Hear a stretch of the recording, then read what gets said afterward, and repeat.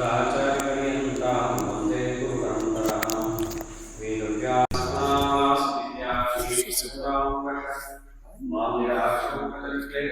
कुर्वनाशं हरेनिशम् लक्ष्मीनारायणं नत्वा पूर्णबोधान् गुरोनपि कुर्मः श्रीकृष्णगीतायाः भाष्याद्युक्तार्थसङ्ग्रहम् धर्मक्षेत्रे कुरुक्षेत्रे समवेतायुत्सवः मामकाः पाण्डवाश्चैव किमकुर्वत सञ्जय अशोच्यानन्वशोचस्त्वं प्रज्ञावादांश्च भाषसे गतासून् अगतासूंश्च नानुशोचन्ति पण्डिताः। श्रीगुरुभ्यो नमः। हरि ओम्। ಭಗವದ್ಗೀತೆಯಲ್ಲಿ 18 ಅಧ್ಯಾಯ ಅಂತೇನು ಕೃಷ್ಣ ಪರಮಾತ್ಮ ಜಗತ್ತಿಗೆ ಉಪದೇಶ ಮಾಡಿದ್ದಾನೆ, ಅದನ್ನು 3 ವಿಭಾಗ ಅಂತ ಮಾಡಿಕೊಂಡಾಗ ಮೊದಲಿನ 6 ಅಧ್ಯಾಯ ಅದು ಭಗವಂತನನ್ನು ಕಾಣುವ ಸಾಧನೆಗಳು ಯಾವುದು ಅನ್ನೋದನ್ನು ತಿಳಿಸಕ್ಕೆ ಹೊರಟಿದೆ. ಇನ್ನು ನಂತರದ 6 ಅಧ್ಯಾಯ ಅಂದರೆ 7ನೇ ಅಧ್ಯಾಯದಿಂದ 12ನೇ ಅಧ್ಯಾಯ, ಆ ಅಧ್ಯಾಯಗಳಲ್ಲಿ ಮುಖ್ಯವಾದ ಸಾಧನೆ ಅಂತೇನಿದೆ ಮೋಕ್ಷಕ್ಕೆ, ಅದು ಭಕ್ತಿ. ಆ ಭಕ್ತಿಗೆ ಬೇಕಾದ ಅಂಶವನ್ನು ತಿಳಿಸ್ತಾ ಬಂದಿದ್ದಾರೆ. ಇನ್ನು ಕಡೆಯ 6 ಅಧ್ಯಾಯಗಳಲ್ಲಿ ಹಿಂದೆ ಏನು ಅತ್ಯಂತ ವಿಸ್ತೃತವಾಗಿ ಅಥವಾ ಕೆಲವೊಂದು ಅಂಶವನ್ನು ಸಂಕ್ಷಿಪ್ತವಾಗಿ ಪರಮಾತ್ಮ ಹೇಳಿದ್ನೋ ಅದನ್ನು ವಿಸ್ತಾರ ಮಾಡಲಿಕ್ಕೆ ಹೊರಟಿರುವಂತಹದ್ದಾಗಿದೆ. ನಿನ್ನೆ ದಿವಸ 1 ರಿಂದ 6 ಅಧ್ಯಾಯದಲ್ಲಿ ಪರಮಾತ್ಮ ಏನನ್ನು ಉಪದೇಶಿಸಿದ್ದಾನೆ ಅನ್ನೋದನ್ನು ಸಂಕ್ಷಿಪ್ತವಾಗಿ ನೋಡಿದ್ದಾಗಿದೆ. ಯುದ್ಧದ ಪ್ರಸಂಗಕ್ಕೂ ಈ ಉಪದೇಶಕ್ಕೂ ಏನು ಸಂಬಂಧ ಅನ್ನೋದರಿಂದ ಹಿಡಿದು ಪರಮ ಮುಖ್ಯವಾದ ಅಂಶ ಭಗವಂತನನ್ನು ಕಾಣಲಿಕ್ಕಿರೋದು ಸ್ವವಿಹಿತ ಕರ್ಮಾನುಷ್ಠಾನ. ಅವನ ಕೆಲಸ ಅಂತ ಏನು ಪರಮಾತ್ಮ ನಿಯಮಿಸಿ ಇವನನ್ನು ಈ ಸಂಸಾರದಲ್ಲಿ ಇಟ್ಟಿದ್ದಾನೆ, ಆ ಕೆಲಸ ಅನ್ನೋದು ಬಂಧಕ ಅಲ್ಲ, ಆ ಕೆಲಸ ಒಂದು ಮೋಚನಕ್ಕಿರುವಂತಹ ಸಾಧನ. ಒಳ್ಳೆಯ ದೃಷ್ಟಾಂತ ಹೇಳಬೇಕಂದ್ರೆ ಇವತ್ತಿನ ದಿವಸನೇ ತಗೊಂಡ್ರೆ ಉಪಕರ್ಮ ಆಗಿದೆ, ಯಜ್ಞೋಪವೀತ ಅದು ಚೆನ್ನಾಗೇ ಇರುತ್ತೆ. ಇವನು ಬಿಡಿಸ್ಕೊಳಕ್ಕಾಗದೆ ಗಂಟು ಮಾಡಿಕೊಂಡ್ರೆ ಅದು ಯಜ್ಞೋಪವೀತ ತಪ್ಪಲ್ಲ. ಇವನಿಗೆ ಅದನ್ನು ಸರಿಯಾಗಿ ಬಿಡಿಸ್ಕೊಳ್ಳಿಕ್ಕೆ ಬಾರದಂತಹ ದಡ್ಡತನ ಅನ್ನೋದು ಇವನ ದುಃಖಕ್ಕೆ ಕಾರಣ. ಹಾಗೆ ಪರಮಾತ್ಮ ಈ ಜಗತ್ತನ್ನು ಸೃಷ್ಟಿ ಮಾಡಿರೋದು ಇವನು ಒದ್ದಾಡಲಿ ಅಥವಾ ಇವನು ದುಃಖ ಪಡಲಿ, ಇದರಿಂದ ಇವನಿಗೆ ಮತ್ತಷ್ಟು ತ್ರಾಸಾಗಲಿ ಅನ್ನೋದಕ್ಕಲ್ಲ. ಎಲ್ಲ ಪದಾರ್ಥವನ್ನು ಎಲ್ಲರೂ ಉಪಯೋಗಿಸ್ಕೊಳ್ಳಕ್ಕಾಗಲ್ಲ. ನನ್ನ ಸೃಷ್ಟಿಯಲ್ಲಿ ಯಾವುದೂ ವ್ಯರ್ಥ ಇಲ್ಲ. ಆಯಾ ಪದಾರ್ಥಗಳನ್ನು ಉಪಯೋಗಿಸಿಕೊಳ್ಳುವ ಆಯಾ ಜೀವರಾಶಿಗಳಿದ್ದಾರೆ, ಅವರಿಗೆ ಆ ಪದಾರ್ಥ ಸಾರ್ಥಕ. ನಿನಗೇನೇನು ಪದಾರ್ಥಗಳು ಒದಗಿದೆಯೋ ಅದನ್ನು ನೀನು ಸರಿಯಾಗಿ ಬಳಸಿಕೊಂಡು ಅದನ್ನು ನೀನು ಉಪಯೋಗಿಸ್ಕೋಬೇಕಾದರೆ ಪರಮಾತ್ಮನನ್ನು ಮರೆಯದೆ ಕೆಲಸ ಮಾಡಿದ ಪಕ್ಷದಲ್ಲಿ ಆ ಎಲ್ಲ ಕೆಲಸಗಳು ಕೂಡ ನಿನ್ನ ಬಂಧನಕ್ಕೆ ಕಾರಣವಾಗದೆ ಮೋಚನಕ್ಕೆ ಕಾರಣವಾಗತ್ತೆ. ಈ ಅಂಶವನ್ನು ಕ್ರಮೇಣ ಅರ್ಜುನನಿಗೆ ತಿಳಿಸ್ತಾ ಬಂದ. ಕೆಲಸ ಮಾಡುವಾಗ ಕೆಲಸದ ಮೇಲೆ ಅತಿಯಾದ ಒಂದು ಆಸೆ ಏನಿದೆ ಅದನ್ನು ಬಿಡು. ಮಾಡುವಾಗ ಇಂದ್ರಿಯ ನಿಗ್ರಹ ಅನ್ನೋದನ್ನು ಇಟ್ಕೋ. ಮಾಡುವ ಕೆಲಸವನ್ನು ಒಂದು ಯಜ್ಞ ಅಂತ ತಿಳ್ಕೊಂಡು ಮಾಡು. ಕ್ರಮೇಣ ಇದನ್ನೇ ಪರಮಾತ್ಮ ಹೇಳ್ತಾ ಬಂದ. ಇದನ್ನೇ ನಿಷ್ಕಾಮ ಕರ್ಮ ಯೋಗ ಅಂತ ಕೂಡ ಕರೀತಾರೆ. ಈ ನಿಷ್ಕಾಮ ಕರ್ಮವನ್ನು ಅನುಷ್ಠಾನವನ್ನು ಮಾಡೋದರ ಗುರಿ ನಮ್ಮ ಅಂತಃಕರಣ ಶುದ್ಧಿ. ಮನಸ್ಸನ್ನು ಸ್ವಚ್ಛ ಮಾಡ್ಕೊಂಡು ಏನು ಮಾಡಬೇಕು, ಮತ್ತೆ ಕೊಳಕು ಮಾಡ್ಕೋಬೇಕು. ಇದು ಈಗಿನ ಕಾಲದ ಒಂದು ಟ್ರೆಂಡ್. ಮನಸ್ವಚ್ಛ ಆಗತ್ತೆ. ಯಾವಾಗ ಆಗತ್ತೆ? ಭಗವತ್ ಕಾರ್ಯವನ್ನು ಮಾಡೋವಾಗ ಆಗತ್ತೆ. ಇದನ್ನು ಕೃಷ್ಣನೇ ಹೇಳಿದ್ದು, ನಾಸತೋ ವಿದ್ಯತೆ ಭಾವಃ ನಾಭಾವೋ ವಿದ್ಯತೆ ಸತಃ ಉಭಯೋರ್ಪಿ ದೃಷ್ಟೋಂತಸ್ತನಯೋಸ್ತತ್ವದರ್ಶಿವಿ. ಒಳ್ಳೆಯ ಕೆಲಸಕ್ಕೆ ಕೆಟ್ಟ ಫಲ ಅನ್ನೋದಿಲ್ಲ, ಕೆಟ್ಟ ಕೆಲಸಕ್ಕೆ ಒಳ್ಳೆಯ ಫಲ ಅನ್ನೋದಿಲ್ಲ. ಮೇಲ್ನೋಟಕ್ಕೆ ನಿನಗೆ ಆಗ ಏನೋ ಕ್ಷಣಿಕವಾದ ಕ್ಷುಲ್ಲಕವಾದ ಸುಖ ಸಿಗುವಂತಾಗಬಹುದು, ಆದರೆ ದೀರ್ಘದರ್ಶಿತ್ವ ಇರುವಂತಹ ವ್ಯಕ್ತಿ ಆ ಸುಖ ಅನ್ನೋದು ಅದು ವಿಷ. ಟೀಕಾಕೃತ್ಪಾದರು ಅದನ್ನೇ ಒಂದು ದೃಷ್ಟಾಂತ ಕೊಟ್ಟು ಹೇಳ್ತಾರೆ. ಹಾವಿನ ಹೆಡೆಯ ಕೆಳಗೆ ಒಂದು ನೆರಳಿರುತ್ತೆ, ತುಂಬ ಬಿಸಿಲಿಂದ ಬಳಲಿದವ ನೆರಳು ಬೇಕು ಅಂತ ಹೇಳಿ ಆ ಹಾವಿನ ಹೆಡೆ ಕೆಳಗೂ ಒಂದು ನೆರಳಿರುತ್ತಿ, ಯಾಕೆ ಅದರ ಕೆಳಗೆ ಹೋಗಿ ನನ್ನ ತಲೆ ಇಡಬಾರದು ಅಂತಂದ್ರೆ ಹೇಗೆ ಅವನನ್ನ ದಡ್ಡ ಅಂತ ಕರಿಬೇಕು, ಹಾಗೆ ಈ ಜಗತ್ತು ಒದ್ದಾಡ್ತಾ ಇದೆ. ಈ ಒಂದು ಪರಿಜ್ಞಾನ ಆ ಮನುಷ್ಯನಿಗೆ ಬಂತು ಅಂತಾದರೆ ಲೌಕಿಕ ಸುಖ ದುಃಖಗಳೆಲ್ಲವೂ ಸಮಾನ ಅಂತ ಆತ ನೋಡುವಂಥವನಾದರೆ ನೀವು ಏನು ಪಡೆದ ಅಂತಃಕರಣ ಶುದ್ಧಿ ಅನ್ನೋದಿದೆ ಅದು ಸಾರ್ಥಕ ಆಗತ್ತೆ. ಅದು ನಿಜವಾದ ಮನಸ್ಸು ಸ್ವಚ್ಛ ಆಗಿದೆ ಅಂತ ಅರ್ಥ. ಇದನ್ನು ಪರಮಾತ್ಮ ತಿಳಿಸ್ತಾ ಶುದ್ಧವಾದ ಮನಸ್ಸಿನಿಂದ ಏನು ಮಾಡಬೇಕು ಅಂತಂದ್ರೆ ಧ್ಯಾನವನ್ನು ಮಾಡಬೇಕು. ಆಗ ಆತ ಧ್ಯಾನಕ್ಕೆ ಅರ್ಹ ಅಧಿಕಾರಿ ಅಂತ ಆಗ್ತಾನೆ. ಇನ್ನ ಒಂದು ಮುಖ್ಯವಾದ ಅಂಶವನ್ನು ದೇವರು ಏನು ತಿಳಿಸ್ತಾನೆ ಇಲ್ಲಿ ಎರಡು ತರಹದ ಸಾಧನೆ. ಒಂದು ನಮಗೇ ಸಂಬಂಧಪಟ್ಟ ಸಾಧನೆ, ಇನ್ನೊಂದು ನಮ್ಮನ್ನು ಅವಲಂಬಿಸಿದಂತಹ ಜನರ ಸಾಧನೆಯೂ ನಮ್ಮ ಜವಾಬ್ದಾರಿ ಆಗುತ್ತೆ. ಕೆಲವೊಮ್ಮೆ ಸಣ್ಣ ಹುಡುಗರಿದ್ದಾಗ ಯಾವ ಜವಾಬ್ದಾರಿಯನ್ನು ದೇವರವರಿಗೆ ಕೊಟ್ಟಿರಲ್ಲ. ಅದೇ ಸ್ವಲ್ಪ ದೊಡ್ಡವನಾಗ್ತಾ ಆಗ್ತಾ ಹೋದಾಗೂ ತಂದೆ ತಾಯಿಯಂದರ ಜವಾಬ್ದಾರಿ ಆಗಬಹುದು, ಅಥವಾ ಯಾರಾದರೂ ಅವನಿಗೆ ಗಂಟು ಬಿದ್ದಂತಹ ವ್ಯಕ್ತಿಗಳಿರ್ತಾರಲ್ಲ ಅವರ ಜವಾಬ್ದಾರಿ ಆಗಬಹುದು. ಇದು ಹೆಣ್ಣುಮಕ್ಕಳಿಗೂ ಗಂಡು ಮಕ್ಕಳಿಗೂ ಇಬ್ಬರಿಗೂ ಸಮಾನನೇ ಇವೆರಡು.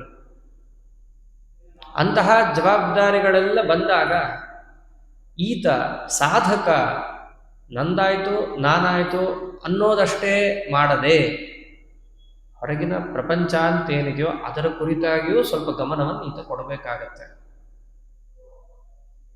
ಸ್ವಾಮಿಗಳಾಗ್ಬಿಟ್ರೆ ಇದ್ಯಾವುದು ಸಮಸ್ಯೆ ಇಲ್ವಲ್ಲ ಅಂತ ಒಂದು ಪ್ರಶ್ನೆ ಬರುತ್ತೆ. ಯಾಕಂದ್ರೆ ಎಲ್ಲ ಬಿಟ್ಟಿರ್ತಾರೆ, ಅವರು ಎಲ್ಲ ಬಿಟ್ಟಿರ್ತಾರೆ ಅಂದ್ರೆ ಜನರನ್ನ ಹಚ್ಕೊಳ್ಳೋದು ಬಿಟ್ಟಿರ್ತಾರಂತ. ಆದರೆ ವಾಸ್ತವದಲ್ಲಿ ಸ್ವಾಮಿಗಳ ಜವಾಬ್ದಾರಿ ಬಹಳ ದೊಡ್ಡದಾಗೋಗುತ್ತೆ. ಅವರದ್ದು ಅಧ್ಯಾತ್ಮ ಪ್ರಪಂಚ, ಅರ್ಥಾತ್ ಜಗತ್ತಿಗೆ ತತ್ವಜ್ಞಾನವನ್ನು ಮಾತ್ರ ಕೊಡುವಂತಹ ಸ್ಥಾನದಲ್ಲಿ ಅವರಿರ್ತಾರೆ. ತತ್ವಜ್ಞಾನ ಕೊಡಬೇಕು ಅಂತಂದ್ರೆ ಅಜ್ಞಾನವನ್ನು ಕೂಡ ಕಳೆಯೋದವ್ರ ಜವಾಬ್ದಾರಿ ಆಗಿರುತ್ತೆ. ವಸ್ತುತಃ ಯತಿಗಳ ಕೆಲಸ ಇಷ್ಟೇ. ಉಪನಿಷತ್ತು ಕೂಡ ಅಷ್ಟೇ ಹೇಳೋದು. ಏನು ಹೇಳುತ್ತೆ ಉಪನಿಷತ್ತು? ವೇದಾಂತ ವಿಜ್ಞಾನ ಸುನಿಶ್ಚಿತಾರ್ಥಾ ಸನ್ಯಾಸ ಯೋಗ ಯತಯ ಶುದ್ಧ ಸತ್ವಾ. ಎಲ್ಲೂ ಕೂಡ ಯತಿಗಳಿಗೆ ನೀವು ಪಾದಪೂಜೆ ಮಾಡಿಸ್ಕೊಳ್ಳಿ ಅಂತ ಹೇಳಿಲ್ಲ. ಭಿಕ್ಷೆಯನ್ನ ಬೇಡಿ ತಿನ್ನಲೇಬೇಕು ಅಂತ ಹೇಳಿಲ್ಲ.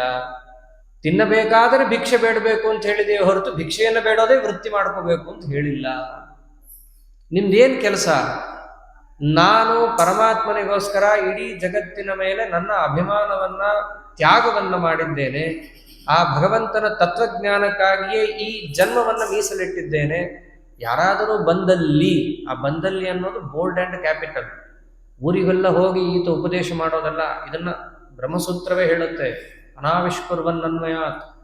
ರಸ್ತೆ ಮಧ್ಯದಲ್ಲಿ ನಿಂತು ಮೈಕ್ ಹಾಕೊಂಡೆಲ್ಲ ಕೂಗೋ ರೀತಿಯಲ್ಲಿ ಈ ತತ್ವವನ್ನು ಉಪದೇಶ ಮಾಡೋದಲ್ಲ. ಯಾರು ಶ್ರದ್ಧಾಳುಗಳಾಗಿ ಜಿಜ್ಞಾಸುಗಳಾಗಿ ಭಕ್ತಿವಂತರಾಗಿ ಜ್ಞಾನ ಬೇಕು ಅಂತ ಪಿಪಾಸೆಯಿಂದ ಯಾರು ಬರ್ತಾರಲ್ಲ ಅವರಿಗೆ ಉಪದೇಶ ಮಾಡಬೇಕು. ಇದು ಯತಿಗಳ ಧರ್ಮ. ಅಂತಹ ಯತಿಗಳು ಎಷ್ಟು ಜನರನ್ನು ಹಚ್ಕೊಂಡಂಗಾಯ್ತವಾಗ. ಒಬ್ಬರನ್ನಲ್ಲ ಇಬ್ಬರನ್ನಲ್ಲ, ಯಾರ್ಯಾರು ಬರ್ತಾರೋ ಪ್ರತಿಯೊಬ್ಬರಿಗೂ ಕೂಡ ಅವನವನ ಒಂದು ಯೋಗ್ಯತೆಗೆ ತಕ್ಕಂತೆ, ಕಾಲದ ಮಿತಿಗೆ ತಕ್ಕಂತೆ, ಅವನ ಸ್ವಭಾವಕ್ಕೆ ತಕ್ಕಂತೆ ಉಪದೇಶ ಮಾಡೋದು ಅವನ ಧರ್ಮ ಆಗುತ್ತೆ. ಯತಿಗಳದ್ದು ಮಾತಾಡಿದಾಗ ಎಲ್ರಿಗೂ ಖುಷಿ ಆಗೋಗುತ್ತೆ, ಯಾಕೆ ನಮಗೆ ಸಂಬಂಧ ಇಲ್ಲ ಅಂತ. ನಮ್ಮ ವಿಷಯದಲ್ಲಿ ಬಂದಾಗಲೂ ಇದು ಹತ್ತುತ್ತೆ. ತಂದೆ ಅಂತ ಆದವನಿಗೆ ಮನೆಯಲ್ಲಿರುವ ಮಕ್ಕಳು, ತಾಯಿ ಅಂತ ಆದವರಿಗೆ ಮಕ್ಕಳು, ಅಜ್ಜ ಅಜ್ಜೆ ಅಂತ ಆದವರಿಗೆ ಇನ್ನೂ ಸ್ವಲ್ಪ ಜಾಸ್ತಿ. ಅದಕ್ಕೆ ಅವರಿಗೆ ಜವಾಬ್ದಾರಿ ಜಾಸ್ತಿ. ಈ ಒಂದು ಕೆಲಸವನ್ನು ಮಾಡೋದಿದೆಯಲ್ಲ, ಇದೊಂದು ದೊಡ್ಡ ಭಾಗವತ ಧರ್ಮ. ಇದು ನಾವೊಬ್ರು ಉದ್ಧಾರ ಆಗ್ಬಿಡ್ತೀವಪ್ಪ, ನಾವೊಬ್ರು ಬಂದು ಸೇವಾ ಮಾಡಿಬಿಡ್ತೀವಿ, ನಮ್ದೊಂದಾದ್ರೂ ಸಾಕು, ಮಾತು ಕೇಳಲ್ಲ ರೀ. ಎಲ್ರದ್ದು ಒಂದು ಇದೆಯಲ್ಲ ಶಬ್ದ, ಜೋರಾಗಿ ಹೇಳ್ಬಿಡ್ತಾರೆ. ಕೇಳಲ್ಲ ಅಂತಂದ್ರೆ ಯಾಕೆ ಕೇಳ್ತಿಲ್ಲ ಅನ್ನೋ ಮೂಲಾನ್ವೇಷಣೆಗೆ ಹೋಗಲ್ಲ. ಯಾಕಂದ್ರೆ ಅದೊಂದು ದೊಡ್ಡ ಬ್ಲ್ಯಾಕ್ ಹೋಲ್ ಇದ್ದಂಗೆ ಹೋದ್ರೆ ಸಿಕ್ಕಾಕೊಂಡ್ಬಿಡ್ತಾರೆ.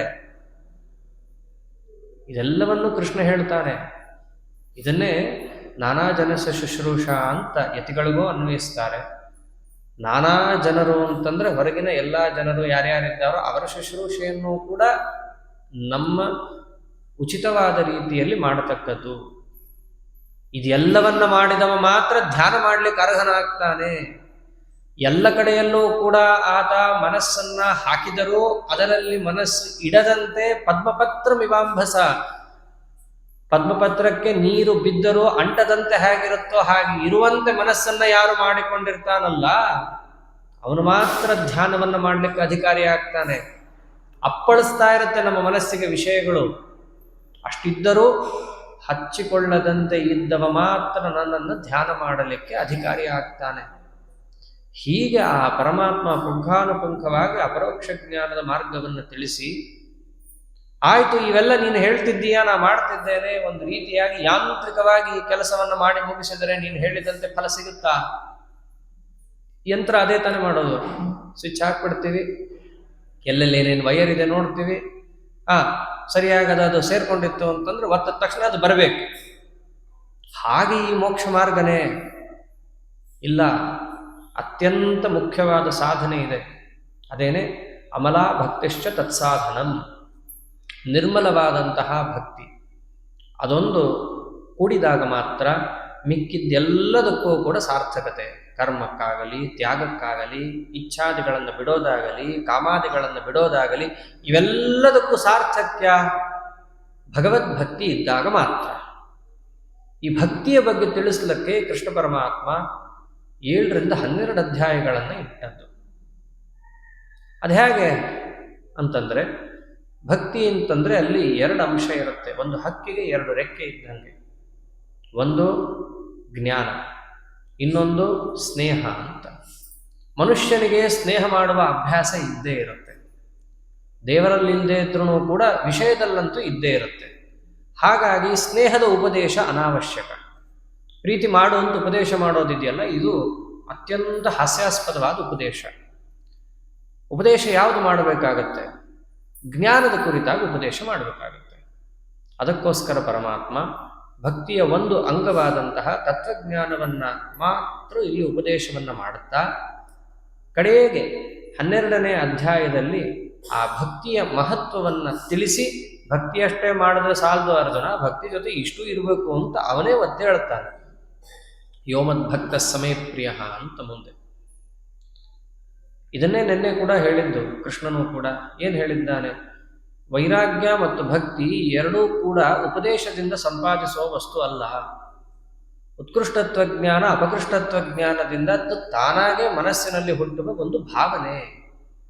ತುಂಬ ಚೆನ್ನಾಗಿದೆ ಅಂತ ಯಾರಾದರೂ ಹೇಳಿದಾಗ ಅದನ್ನು ಕೇಳಿ ಇವನಿಗೆ ಚೆನ್ನಾಗಿದೆಯಂತೆ, ಅದನ್ನು ನಾನು ನೋಡಬೇಕು, ಕೇಳಬೇಕು, ಅದೇನಿದೆ ತಿಳ್ಕೋಬೇಕು ಅಂತ ಇವನಿಗೆ ಅದರ ಬಗ್ಗೆ ಆಸಕ್ತಿ ತಾನಾಗೇ ಹುಟ್ಟುತ್ತೆ. ಚೆನ್ನಾಗಿದೆ ಅಂತಂದಾಗ ಆಸಕ್ತಿ ಹುಟ್ಟೋದು ಅದರ ಮೇಲಿನ ಸ್ನೇಹದಿಂದಲೇ. ಇದನ್ನೇ ಸ್ನೇಹ ಅಂತ ಕೂಡ ಕರೆಯೋದು. ಒಂದು ರೀತಿಯಾದ ರಾಗ ವಿಶೇಷ, ಪ್ರೀತಿ ವಿಶೇಷ. ಅದೇ ಒಂದು ವೇಳೆ ಉತ್ತಮತ್ವ ಜ್ಞಾನದಿಂದ ಕೂಡಿದಾಗ ಆ ಸ್ನೇಹ ಭಕ್ತಿ ಅಂತ ಕರೆಸ್ಕೊಳ್ಳುತ್ತೆ. ನಾವು ಸ್ನೇಹ 3 ತರಹದ ಜನರಲ್ಲಿ ಮಾಡ್ತೀವಿ. ದೊಡ್ಡವರಲ್ಲಿ, ಸಮಾನರಲ್ಲಿ, ನಮಗಿಂತ ಕೆಳಗಿನವರಲ್ಲಿ ಮಾಡ್ತೀವಿ. ದೊಡ್ಡವರಲ್ಲಿ ನಾವು ಮಾಡುವ ಸ್ನೇಹ, ಇವರು ದೊಡ್ಡವರು ಅಂತ ತಿಳ್ಕೊಂಡು ಮಾಡುವ ಸ್ನೇಹ ಇದೆಯಲ್ಲ, ಇದನ್ನೇ ಭಕ್ತಿ ಅಂತ ಕರೆಯೋದು. ಸಮಾನದಲ್ಲಿ ನಾವು ಮಾಡುವಂತಹ ಸ್ನೇಹವನ್ನು ಸ್ನೇಹ ಅಂತಷ್ಟೇ ಕರೀತೇವೆ. ಅದೇ ನಮಗಿಂತ ಸಣ್ಣವರಲ್ಲಿ ಮಾಡುವಂತಹ ಪ್ರೀತಿಗೆ ವಾತ್ಸಲ್ಯ ಅಂತ ಕರೀತಾರೆ. ಇಲ್ಲಿ ಪರಮಾತ್ಮನನ್ನ ನಾವು ಯಾವ ರೀತಿಯಾಗಿ ಕಾಣಬೇಕು ಅಂದರೆ ಸ್ನೇಹಿತ ಅಂತ ತಿಳ್ಕೋಬೇಕು ಅಂತ ಹೇಳಿಲ್ಲ. ಯಾಕಂದ್ರೆ ಅವನು ನಮ್ಮ ಸಮಾನ ಅಲ್ಲ. ದೇವರು ಏನು ಹೇಳಿದ್ದಾನೆ? ಭಕ್ತ್ಯಾತ್ವನನ್ಯಯ ಶಕ್ಯ ಅಹಮೇವಂ ವಿಧೋರ್ಜುನ. ನನ್ನನ್ನು ನೀನು ಭಕ್ತಿಯಿಂದ ಮಾತ್ರ ಪಡೀಲಿಕ್ಕೆ ಸಾಧ್ಯ. ಆದ್ದರಿಂದ ದೇವರಲ್ಲಿ ನಾವು ಮಾಡಬೇಕಾದ ಸ್ನೇಹ ಯಾವ ರೀತಿ? ದೊಡ್ಡವನು ಅಂತ. ದೊಡ್ಡವನು ಅಂತಂದ್ರೆ ಅವನು ದೊಡ್ಡತನ ಏನು ಅಂತ ತಿಳ್ಕೋಬೇಕಲ್ಲ. ಅದಕ್ಕೆ 7ನೇ ಅಧ್ಯಾಯದಲ್ಲಿ ಅವನ ವೈಭವವನ್ನು ದೇವರೇ ತಿಳಿಸಿಕೊಡ್ತಾನೆ. ನಿಮಗೆಲ್ಲ ತಿಳ್ಕೊಳಕ್ಕಾಗಲ್ಲ, ಅವನ ಬಗ್ಗೆ ಏನಾದರೂ ಹೇಳಬೇಕು ಅಂದ್ರೆ ನಾನೇ ಬಂದು ಹೇಳಬೇಕು ಅಂತಾನೆ. ಅಷ್ಟು ದೊಡ್ಡ ವ್ಯಕ್ತಿ ಅವನು. ಹೌದಾ? ಎಷ್ಟು ದೊಡ್ಡವನು? ಈ ಮನೆ ಎಷ್ಟು ದೊಡ್ಡವನ? ಅಥವಾ ಈ ಒಂದು ಊರಿನಷ್ಟು ದೊಡ್ಡವನ? ಎಷ್ಟು ದೊಡ್ಡವನು? ಎರಡು ಥರ ಇದೆ ನೋಡು ಅರ್ಜುನ ಅಂತ ದೇವರು ತಿಳಿಸ್ತಾ ಬರ್ತಾನೆ. ಒಂದು ಇದನ್ನೇ ಜ್ಞಾನ ವಿಜ್ಞಾನ ಯೋಗ ಅಂತ ಕೂಡ ಕರೀತಾರೆ 7ನೇ ಅಧ್ಯಾಯದಲ್ಲಿ. ಜ್ಞಾನ ಅಂತಂದರೆ ಸಾಮಾನ್ಯವಾಗಿ ಎಲ್ಲರೂ ಕೂಡ ತಿಳಿಯಲೇಬೇಕಾದಂತಹ ಅಂಶ. ಅಂದರೆ ವಿಜ್ಞಾನ ಎಲ್ಲರೂ ತಿಳಿಬೇಕಾದದ್ದು ಅಲ್ಲ ಅಂತಲ್ಲ, ವಿಜ್ಞಾನ ಅನ್ನೋದು ನಮ್ಮ ಅನುಭವಕ್ಕೆ ಬರಬೇಕಂದ್ರೆ ತಡ ಆಗತ್ತೆ ಅಂತ ತಾತ್ಪರ್ಯ ಅಷ್ಟೆ. ಇದೆಲ್ಲ ನಮ್ಮ ಅನುಭವಕ್ಕೆ ಬಂದ್ರೆ ತಾನೇ ಸಾರ್ಥಕತೆ. ಕಿವಿಯಲ್ಲಿ ಕೇಳಿ ಆ ಕಿವಿಯಲ್ಲಿ ಹೊರಗೆ ಹಾಕಿದ್ರೆ ಏನು ಪ್ರಯೋಜನ ಇಲ್ಲ. ಅದಕ್ಕೆ ಪರಮಾತ್ಮ ಎಲ್ಲರೂ ತಿಳಿಯಲೇಬೇಕಾದ ಸಾಧನ ಮಾರ್ಗದಲ್ಲಿ ದೇವರನ್ನು ದೊಡ್ಡವನು ಯಾಕಂತೀವಿ ಅನ್ನೋದು ಗೊತ್ತಾಗಬೇಕಲ್ಲ. ಅದಕ್ಕೆ ಮೊದಲನೇ ಅಂಶವನ್ನು ಹೇಳಿದ್ದೆ, ಭೂಮಿರಾಪೋನಲೋ ವಾಯು ಅಂತ ತಗೊಂಡು ಭಿನ್ನ ಪ್ರಕೃತಿರಷ್ಟಧ ಅಂತ. ಯಾವ ಪ್ರಕೃತಿ ನೀನು ನೋಡ್ತಾ ಇದ್ದೀಯಲ್ಲ, ಇದು 8 ಥರ ಇದೆ. ಪಂಚಭೂತಗಳು, ಮಹತ್ತತ್ವ, ಬುದ್ಧಿ, ಅಹಂಕಾರ ಅಂತ ಹೇಳಿ ಈ 8 ತರಹದ ಪ್ರಕೃತಿ ಇದೆಯಲ್ಲ, ಆ ಪ್ರಕೃತಿ ನನ್ನ ಅಧೀನ ಅಂತಾನೆ ದೇವರು. ಪಂಚಭೂತಗಳೇ ನಮಗೆ ಪೂರ್ಣ ನಿಲುಕದ ನಕ್ಷತ್ರ ಆದಂತಾಗಿದೆ. ಇನ್ನು ಪಂಚಭೂತಗಳಿಗೂ ಸೂಕ್ಷ್ಮವಾದಂತಹ, ಅದಕ್ಕೂ ಮಿಗಿಲಾದ ಅಹಂಕಾರ ತತ್ವ, ಮಹತ್ತತ್ವಕ್ಕೂ ಮಿಗಿಲಾದಂತಹ ತತ್ವ ಪ್ರಕೃತಿ ತತ್ವ. ಆ ಪ್ರಕೃತಿ ನನ್ನಧೀನ ಅಂತಾನೆ ದೇವರು. ಅಂದರೆ ಯಾವ ಪ್ರಕೃತಿಯನ್ನೇ ನೀವು ಅರ್ಥ ಮಾಡಿಕೊಳ್ಳಲಾಗದೆ ಪ್ರಕೃತಿಯ ಮುಂದೆ ಕೈ ಮುಗಿದು ನಮ್ಮ ಮಿತಿಗೆ ಬುದ್ಧಿಗೆ ನಿಲುಕದಂತಹ ದೊಡ್ಡ ವಸ್ತು ಇದು ಅಂತ ನೀವು ನೋಡ್ತಿದ್ದೀರೋ, ಆ ಪ್ರಕೃತಿಯೂ ನನ್ನ ಅಧೀನವಾಗಿದೆ. ಈ ಪ್ರಕೃತಿ ಏನು? ಒಂದು ಜಡ, ಈಶ, ಜೀವ, ಜಡ ಅಂತ 3 ಥರ. ಜಡವಾದ ಈ ಪ್ರಕೃತಿಗೆ ಸ್ವಯಂ ಕೆಲಸ ಮಾಡೋ ತಾಕತ್ತಿಲ್ಲ. ಆ ಪ್ರಕೃತಿಗೂ ಕೂಡ ಒಳಗಡೆ ಇದ್ದು ತಾಕತ್ತು ತುಂಬುವ ಇನ್ನೊಂದು ಚೈತನ್ಯ ಅದರೊಳಗಿದೆ. ಯಾವುದದು? ಚಿತ್ ಪ್ರಕೃತಿ ಅಂತ ಕರೀತಾರೆ. ಯಾರ ಚಿತ್ ಪ್ರಕೃತಿ? ಸಾಕ್ಷಾತ್ ಮಹಾಲಕ್ಷ್ಮೀ ದೇವಿನೇ ಆ ಚಿತ್ ಪ್ರಕೃತಿ. ಈಗ ಮಹಾಲಕ್ಷ್ಮಿ ಅಂತ ಯಾಕಂದ ಅಂತಂದ್ರೆ ನಿಮ್ಮ ತಲೆಗೆ ಬೇಗ ಹೋಗುತ್ತೆ ಅಂತ. ಲಕ್ಷ್ಮೀ ದೇವಿ ಯಾರಿಗೆ? ಸದಾ ಕಾಲು ಒತ್ತುತ್ತಾ ಇರೋದು. ನನ್ನ ಕಾಲು ಒತ್ತುತ್ತಾ ಇದ್ದಾಳೆ ಅಂದರೆ ಯಾರು ನನ್ನ ಪಾದವನ್ನು ಸದಾ ಆಶ್ರಯಿಸಿ ಸೇವೆಯನ್ನು ಮಾಡ್ತಾ ಇದ್ದಾಳೋ ಅಂತಹ ಲಕ್ಷ್ಮೀ ದೇವಿಯನ್ನೇ ಜಗತ್ತಾರ್ಥ ಮಾಡ್ಕೊಳಕ್ಕಾಗಿಲ್ಲ. ಅಂತಹ ಲಕ್ಷ್ಮೀ ದೇವಿಯೇ ಚಿತ್ ಪ್ರಕೃತಿ. ಅವಳಿಂದ ನಿಯಮ್ಯವಾದ ಪ್ರಕೃತಿ ತತ್ವನೇ ಜಗತ್ತಿಗೆ ಅರ್ಥ ಆಗಿಲ್ಲ. ಅದನ್ನೇ ದೊಡ್ಡದು ಅಂತ ಇದ್ದೀರಿ. ಇನ್ನು ನನ್ನ ದೊಡ್ಡತನ ನೀವೆಷ್ಟು ಅರ್ಥ ಮಾಡ್ಕೊಂಡಿರಿ, ಎಷ್ಟು ದೊಡ್ಡವನಿದ್ದಾನೆ ದೇವರು ಅಂತ ದೇವರೇ ತಿಳಿಸ್ತಾ ಇದ್ದಾನೆ ಇಲ್ಲಿ ಒಂದೊಂದೇ ಅಂಶವನ್ನು. ಇದು ಒಂದಾದರೆ ಸಾಮಾನ್ಯವಾಗಿ ಎಲ್ರಿಗೂ ಪ್ರಶ್ನೆ ಬಂದ್ಬಿಡುತ್ತೆ, ಕೃಷ್ಣ ಇಷ್ಟು ಚೆನ್ನಾಗಿ ನೀನು ಉಪದೇಶ ಮಾಡ್ತಾ ಇದ್ದೀಯಾ, ಯಾಕೆ ಎಲ್ಲರೂ ತಿಳ್ಕೊತಾ ಇಲ್ಲ ನಿನ್ನನ್ನು ಯಾಕೆ ದೊಡ್ಡವನು ಅಂತ ಜಗತ್ತು ತಿಳ್ಕೊತಾ ಇಲ್ಲ? ಮಧ್ಯದಲ್ಲಿ ಒಂದು ಪರದೆ ಇದೆ, ಅದಕ್ಕೆ ತಿಳ್ಕೊತಾ ಇಲ್ಲ ಅಂತ. ಏನು ಪರದೆ? ಸಾಮಾನ್ಯವಾಗಿ ಎದುರಿಗಿರೋ ಪದಾರ್ಥವನ್ನು ಸರಿಯಾಗಿ ನಮಗೆ ಅರ್ಥ ಮಾಡ್ಕೊಳ್ಳೋಕ್ಕಾಗದೆ ಇರೋ ಪರಿಸ್ಥಿತಿ, ಎದುರುಗಡೆ ಒಂದು ಟ್ರಾನ್ಸ್ಪರೆಂಟ್ ಆಗಿರೋ ಪರದೆ ಹಾಕಿದ್ರು. ಆ ಟ್ರಾನ್ಸ್ಪರೆಂಟ್ ಯಾಕೆ ಅಂದರೆ ಅರ್ಧಂಬರ್ದು ಗೊತ್ತಾಗ್ತಾ ಇರುತ್ತೆ ಅಂತ. ಪೂರ್ಣ ಹಾಕಿಬಿಟ್ಟಿದ್ರೆ ಗೋಡೆ ಅಂತ ಅನ್ಬೇಕಾಗತ್ತೆ. ಇಲ್ಲಿ ದೇವರು ಏನು ದೃಷ್ಟಾಂತ ಕೊಡ್ತಾನೆ? ಒಂದು ಜವನಿಕಾ ಕರ್ಟನ್ ಥರ ಒಂದಿದೆ. ಯಾವುದದು? ಮಾಯಾ ಅಂತ ಕರೀತಾರೆ. ಆ ಮಾಯಾ ಅಂದ್ರೆ ಬೇರೇನಲ್ಲ, ದುರ್ಗಾದೇವಿನೇ ಮಾಯಾ. ಆ ದುರ್ಗಾದೇವಿಯು ಯಾರೋ ಅಂದ್ಕೊಂಡ್ಬಿಟ್ಟಿದ್ರಿ, ಅಲ್ಲ, ಮಹಾಲಕ್ಷ್ಮಿಯ 3 ರೂಪಗಳಿದ್ದಾವೆ, ಶ್ರೀ, ಭೂ, ದುರ್ಗಾ ಅಂತ ಹೇಳಿ. ಸತ್ವಗುಣಕ್ಕೆ ನಿಯಾಮಕಳು ಶ್ರೀರೂಪ, ರಜೋಗುಣಕ್ಕೆ ನಿಯಾಮಕಳೇ ಭೂರೂಪ, ತಮೋಗುಣಕ್ಕೆ ನಿಯಾಮಕಳೇ ಸಾಕ್ಷಾತ್ ದುರ್ಗಾದೇವಿ. ತಮೋಗುಣ ಅಂತಂದರೆ ನಮ್ಮ ಅಜ್ಞಾನ, ಆಲಸ್ಯ ಅಥವಾ ಮರ್ತೋಗೋದು, ಇವೆಲ್ಲ ಏನೇನಾಗುತ್ತಲ್ಲ ಅವಾಗ ನಮ್ಮಲ್ಲಿ ತಮೋಗುಣ ಹೆಚ್ಚಾಗಿದೆ ಅಂತ ಅರ್ಥ. ರಜೋಗುಣ ಅಂತಂದರೆ ನುಗ್ಗಿಬಿಡ್ತೀನಿ, ಮಾಡಿಬಿಡ್ತೀನಿ, ನೋಡ್ಬಿಡ್ತೀನಿ ಇದನ್ನೊಂದು ಕೈ ಅಂತ ಹೋಗ್ತಾನಲ್ಲ, ಅದು ರಜೋಗುಣ. ಅದೆಲ್ಲವನ್ನ ಬಿಟ್ಟು ಸಾತ್ವಿಕ ರೀತಿಯಲ್ಲಿ ಇದು ನನ್ನ ಯೋಗ್ಯತೆಗೆ ನಿಲುಕುವಂತಹ ಅಂಶ, ಇದನ್ನು ನಾ ಮಾಡಿದರೆ ಈ ರೀತಿಯಾದಂತಹ ಫಲ ಸಿಗುತ್ತೆ ಅಂತ ಹೇಳಿ ತನ್ನ ಇತಿಮಿತಿಯಲ್ಲಿದ್ದು ರಾಗದ್ವೇಷವನ್ನು ಬಿಟ್ಟು ಒಂದು ವೇಳೆ ಮನಸ್ಥಿತಿಯನ್ನು ಸಿದ್ಧ ಮಾಡಿಕೊಂಡ್ರೆ ಸತ್ವಗುಣ ಅವನಲ್ಲಿದೆ ಅಂತ ಅರ್ಥ. ಆದ್ದರಿಂದ ಯಾರೋ ಬಂದ್ಬಿಟ್ಟು ನೀವು ಸಾತ್ವಿಕರು, ರಾಜಸರು, ತಾಮಸರು ಮಾನಸಿಕ ಸ್ಥಿತಿಯಲ್ಲಿ ಅಳಿಯೋದು ಬೇಕಾಗಿಲ್ಲ, ತನಗೆ ತಾನೇ ಗೊತ್ತಾಗೋಗುತ್ತೆ. ಬೆಳಗ್ಗೆ ಒಂದು ರೀತಿ ಇರ್ತಾನೆ, ಮಧ್ಯಾಹ್ನ ಒಂದು ರೀತಿ, ರಾತ್ರಿ ಒಂದು ರೀತಿ. ಕಾಲವೂ ಹಾಗೆ ಇರೋದು. ಬೆಳಗ್ಗೆ ಸತ್ವ ಪ್ರಾಚುರ್ಯ, ಮಧ್ಯಾಹ್ನದಲ್ಲಿ ರಜಃ ಪ್ರಾಚುರ್ಯ, ರಾತ್ರಿ ತಮಃ ಪ್ರಾಚುರ್ಯ. ಅದಕ್ಕೆ ರಾತ್ರಿ ನಿದ್ದೆ ಮಾಡೋದು, ಬೆಳಗ್ಗೆ ಜಾಗೃತರಾಗೋದು, ಮಧ್ಯಾಹ್ನದಲ್ಲಿ ಏನು ಕುಣಬೇಕೋ ಕುಣಿದು ಕುಪ್ಪಳಿಸೋದು, ಇವೆಲ್ಲ ಆಗತ್ತೆ. ಕಾಲದಲ್ಲೂ ಸತ್ವರಜಸ್ತಮೋ ಗುಣಗಳಿವೆ. ಕಾಲಕ್ಕನುಗುಣವಾಗಿ ದೇಹದಲ್ಲಿ ದೇಹ, ಮನಸ್ಸು ಮುಂತಾದವುಗಳೆಲ್ಲ ಕಡೆಯಲ್ಲೂ ಸತ್ವಾದಿ ಗುಣಗಳು ಇದ್ದೇ ಇದ್ದಾವೆ. ಬರೀ ಗುಣ ಏನು ಮಾಡುತ್ತೆ? ಜಡ. ಟೇಬಲ್ಲು ಚೇರು ತಾನೇ ಏನೂ ಮಾಡೋಕ್ಕಾಗಲ್ಲ. ಯಾರಾದರೂ ಬಂದು ತೆಗೆದು ಪಕ್ಕಕ್ಕಿಟ್ರೆ ಚೇರ್ ಪಕ್ಕಕ್ಕೆ ಹೋಯಿತು ಅಂತ ಅನ್ಬಹುದು. ಹಾಗೆ ಈ ತಮೋಗುಣ ನಮ್ಮಲ್ಲಿದ್ದಾಗ ಆ ತಮೋಗುಣಕ್ಕೆ ನಿಯಾಮಕಳಾದಂತಹ ದುರ್ಗಾದೇವಿಯ ಪ್ರಭಾವದಿಂದಾಗಿ ನಮಗೆ ಅಜ್ಞಾನ ಆವರಿಸುತ್ತೆ. ಪರಮಾತ್ಮನ ಬಗ್ಗೆ ಏನು ಹೇಳಿದರೂ ಕೂಡ ನಮಗದು ಹೋಗೋದೇ ಇಲ್ಲ. ಯಾರಿಗೆ ಗೊತ್ತಿಲ್ಲ? ದೊಡ್ಡವರ ಸೇವೆ ಮಾಡಬೇಕು, ಮಾತಾಪಿತೃಗಳ ಶುಶ್ರೂಷೆ ಮಾಡಬೇಕು, ಇಂಥ ಸತ್ಕರ್ಮವನ್ನು ಮಾಡಬೇಕು, ಯಾರಿಗೆ ಗೊತ್ತಿಲ್ಲ? ಯಾರು ಹೇಳಕ್ಕೆ ಹೋದ್ರೆ ನನಗೆ ಚೆನ್ನಾಗಿ ಗೊತ್ತು, ನಿನ್ನ ವೇದಾಂತ ನೀನೇ ಇಟ್ಕೋ, ನನಗೆಲ್ಲ ಗೊತ್ತಿದೆ, ಮಾಡಲ್ಲ. ಯಾಕೆ ಮಾಡಲ್ಲ? ನನಗೆ ಬೇಕಾಗಿಲ್ಲ, ನನಗಿಷ್ಟ ಬಂದಾಗ ಮಾಡ್ತೀನಿ, ನೀವು ಯಾರು ಹೇಳಕ್ಕೆ ನನಗೆ? ಇವೆಲ್ಲ ಇದೆಯಲ್ಲ, ಇದು ತಮೋಗುಣ ಅಷ್ಟೇ, ಮತ್ತಿನ್ನೇನಲ್ಲ. ಇದು ದೇವರ ವಿಷಯದಲ್ಲೂ ಇಷ್ಟೇ. ಯಾಕೆ ಅರ್ಥ ಮಾಡ್ಕೊಳಕ್ಕಾಗ್ತಿಲ್ಲ ಅಂತಂದ್ರೆ ದೇವರೇ ಅಂದ, ದೈವಿ ಹೇಷಾ ಗುಣಮಯಿ ಮಮ ಮಾಯಾ ದುರತ್ಯಯ ಅಂದ. ನನ್ನ ಮಾಯೆಗೆ ವಶರಾಗಿ ನನ್ನ ಬಗ್ಗೆ ಸರಿಯಾದ ಅರಿವು ಅವರಿಗೆ ಆಗಿಲ್ಲ. ಅಂದ್ರೆ ಎಲ್ಲರೂ ನಿನ್ನ ಮಾಯೆಗೆ ವಶರು ಅಂತಂದುಬಿಟ್ರೆ ಮತ್ತೆ ನೀನು ತಿಳ್ಕೊಳ್ಳೋದು ಹೇಗೆ? ವಶರಾಗಿ ಮತ್ತೆ ಅಲ್ಲೇ ಬಿದ್ದು ಅಂಧಕೂಪಕ್ಕೆ ಹೋಗೋದಾ? ಇಲ್ಲ. ಮಾಮೈ ವೇತೆ ಪ್ರಪದ್ಯಂತೆ ಮಾಯಾಮೇತಾಂ ತರಂತಿತೆ ಮಾಮೇವ ಯೇ ಪ್ರಪದ್ಯಂತೆ. ನನ್ನನ್ನು ಮಾತ್ರ ಅಂದ್ರೆ ಅವರನ್ನು ಬೈದ್ಬಿಟ್ಟು ಬರ್ಬೇಕಂತಲ್ಲ, ನನ್ನನ್ನು ಪ್ರಧಾನವಾಗಿ ಯಾರು ಶರಣಾಗತಿಯನ್ನು ಹೊಂದುತ್ತಾರಲ್ಲ ಅವರಿಗೆ ಆ ಮಾಯೆ ದೂರವಾಗ್ತಾ ಹೋಗುತ್ತೆ, ಅಜ್ಞಾನವೂ ಕೂಡ ಕ್ರಮೇಣ ಕ್ಷೀಣವಾಗ್ತಾ ಹೋಗುತ್ತೆ. ಈ ತತ್ವವನ್ನು ಆ ಪರಮಾತ್ಮ ತಿಳಿಸ್ತಾ, ನಿನ್ನನ್ನು ಶರಣಾಗತಿಯನ್ನು ಹೊಂದೋರು ಎಷ್ಟು ಥರ ಇದ್ದಾರೆ ದೇವರೇ ಅಂದ್ಬಿಡ್ತಾನೆ. ನನ್ನ ಕಾಲಿಗೆ ಯಾರ್ಯಾರು ಬಂದು ಬೀಳ್ತಾರೆ ಗೊತ್ತಾ ಅರ್ಜುನ? 4 ಥರ ಇದ್ದಾರೆ. ಚತುರ್ವಿಧ ಭಜಂತೆ ಮಾಂ. ಯಾರು? ಆರ್ತೋ ಜಿಜ್ಞಾಸುರರ್ಥಾರ್ಥಿ ಜ್ಞಾನೀ ಚ ಭರತರ್ಷಭ. ಮನೆಯಲ್ಲಿ ತುಂಬ ತ್ರಾಸಾಗೋಗಿತ್ತು ಅಂತಂದರೆ ಸಂಕಟ ಬಂದಾಗ ವೆಂಕಟರಮಣ ಮೊದಲನೇವರು. ಇನ್ನೊಬ್ಬ ಜಿಜ್ಞಾಸು ಅಂತಂದರೆ ನನಗೆ ಈ ಸಾಂಸಾರಿಕವಾದ ಕ್ಲೇಶ ಯಾವುದೂ ಇಲ್ಲ, ನನಗೆ ಬೇಕಾಗಿರುವಂತಹದ್ದು ತತ್ವಜ್ಞಾನ. ಆ ತತ್ವಜ್ಞಾನ ಬೇಕು ಅಂದ್ರೂ ನಿನ್ನ ಪಾದಕ್ಕೆ ಬಂದು ಬೀಳಬೇಕು ಅಂದರೆ ಜ್ಞಾನದ ಅಪೇಕ್ಷೆಯನ್ನು ಹೊಂದಿ ದೇವರ ಹತ್ರ ಬರೋನು ಇವನು. ಇನ್ನೊಬ್ಬ ಅರ್ಥಾರ್ಥಿ, ಬಹಳ ಕ್ಲಾರಿಟಿ ಇರುತ್ತೆ ಇವನಿಗೆ ಬೇಕಿರೋದು ಏನು? ದುಡ್ಡು. ಸ್ವಾಮಿ ನನಗದು ಇದು ಬೇಡ, ನೇರವಾಗಿ ಕೇಳೋದು ಇಷ್ಟೇ, ನನಗೆ ದುಡ್ಡು ಕೊಡೋದು. ನಿಜವಾಗ್ಲೂ ಈ ಪುರೋಹಿತರು ಏನೇನೋ ಸಂಕಲ್ಪ ಹೇಳ್ತಿರ್ತಾರೆ, ಕೇಳ್ಬಿಟ್ರೆ ನಿಮ್ಗೆ ಅದು ಯಾವುದು ಬೇಡದೇ ಇರೋದೇ ಇರುತ್ತೆ ಒಂದು ಅರ್ಥದಲ್ಲಿ. ಅವ್ರು ಏನು ಹೇಳ್ತಾರೆ ಪಾಪ?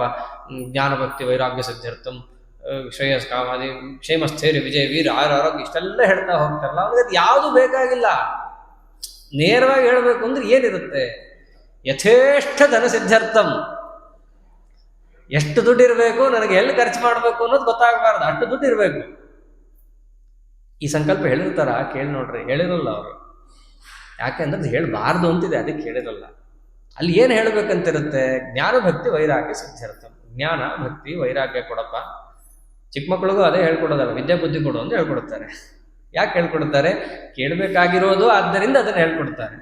ದುಡ್ಡು ಕೊಟ್ಟ, ಉಪಯೋಗಿಸೋ ತಲೆ ಇಲ್ಲ, ಮಾರನೇ ದಿವಸ ಕಳ್ಕೊಂಡ, ಅಲ್ಲಿ ಏನು ಬಂತು? ಕೊಟ್ಟರು ಕೊಡದೇ ಇರೋ ಹಾಗೆ. ನಿಜವಾಗಿಯೂ ದೇವರಿಗೆ ಎಷ್ಟು ನಮ್ಮ ಮೇಲೆ ಕಾರುಣ್ಯ ಅಂತಂದರೆ ಇದೆಲ್ಲ ನಾವು ಭಾಗವತದಲ್ಲಿ ಕೇಳ್ಬೋದು ವಿಚಾರ. ಗೀತೆಯಲ್ಲೂ ಬರುತ್ತೆ, ಅತಿ ಸಂಕ್ಷಿಪ್ತವಾಗಿರುತ್ತೆ ಅಷ್ಟೇ. ಇಂದ್ರದೇವರು ಸಲೀಸಾಗಿ ಹೋಗಿ ದೇವರ ಪಾದಕ್ಕೆ ಬಿದ್ದು ನಂಗೆ ಅದು ಕೊಡು ಇದು ಕೊಡು, ಬಾ ನನ್ನ ಜೊತೆ ಯುದ್ಧಕ್ಕೆ ಬಂದ್ಬಿಡು, ಯಾಕೆ ನನ್ನನ್ನು ದಬ್ಬುತ್ತೀಯ, ನನಗೆ ಏನು ಬೇಕೋ ಅದು ನೀ ಕೊಡಬಹುದಲ್ಲ ಅಂತ ಕೇಳಿದಾಗ ದೇವರು ಒಂದು ಮಾತಂತಾನೆ, ತಸ್ಯತಾನ್ ಇಚ್ಛತೋ ಯಚ್ಛೆ ಯದಿಸೋಪಿ ತಥಾವಿಧ. ನಾನು ದಡ್ಡ ಅಲ್ಲ ಇಂದ್ರ. ಮೊದಲನೇದಾಗಿ ದೇವರು ಅನ್ನೋದು, ನಾನು ದಡ್ಡ ಅಲ್ಲ, ನನಗೆ ಯಾರಿಗೆ ಏನು ಕೊಡಬೇಕು ಗೊತ್ತಿದೆ. ನಾನು ಯಾರಿಗೇನಾದರೂ ಕೊಟ್ಟೆ ಅಂತಂದರೆ ಇಸ್ಕೊಳ್ಳೋ ತಾಕತ್ತು ಅವನಲ್ಲಿ ಇದೆ ಅಂತ ಅರ್ಥ. ಒಂದು ವೇಳೆ ಇಲ್ಲದೆ ಅದನ್ನು ನಾನು ಅವನಿಗೆ ಕೊಡಲ್ಲ. ಆದ್ದರಿಂದ ನನಗೆ ಇಂಥದ್ದು ಕೊಡು ಅಂತ ನೀನು ಆರ್ಡರ್ ಮಾಡಬೇಡ. ಮಾಡಿದ್ರೆ ನಾನು ಕೇಳೋದೂ ಇಲ್ಲ, ಅದು ಬೇರೆ ವಿಷಯ.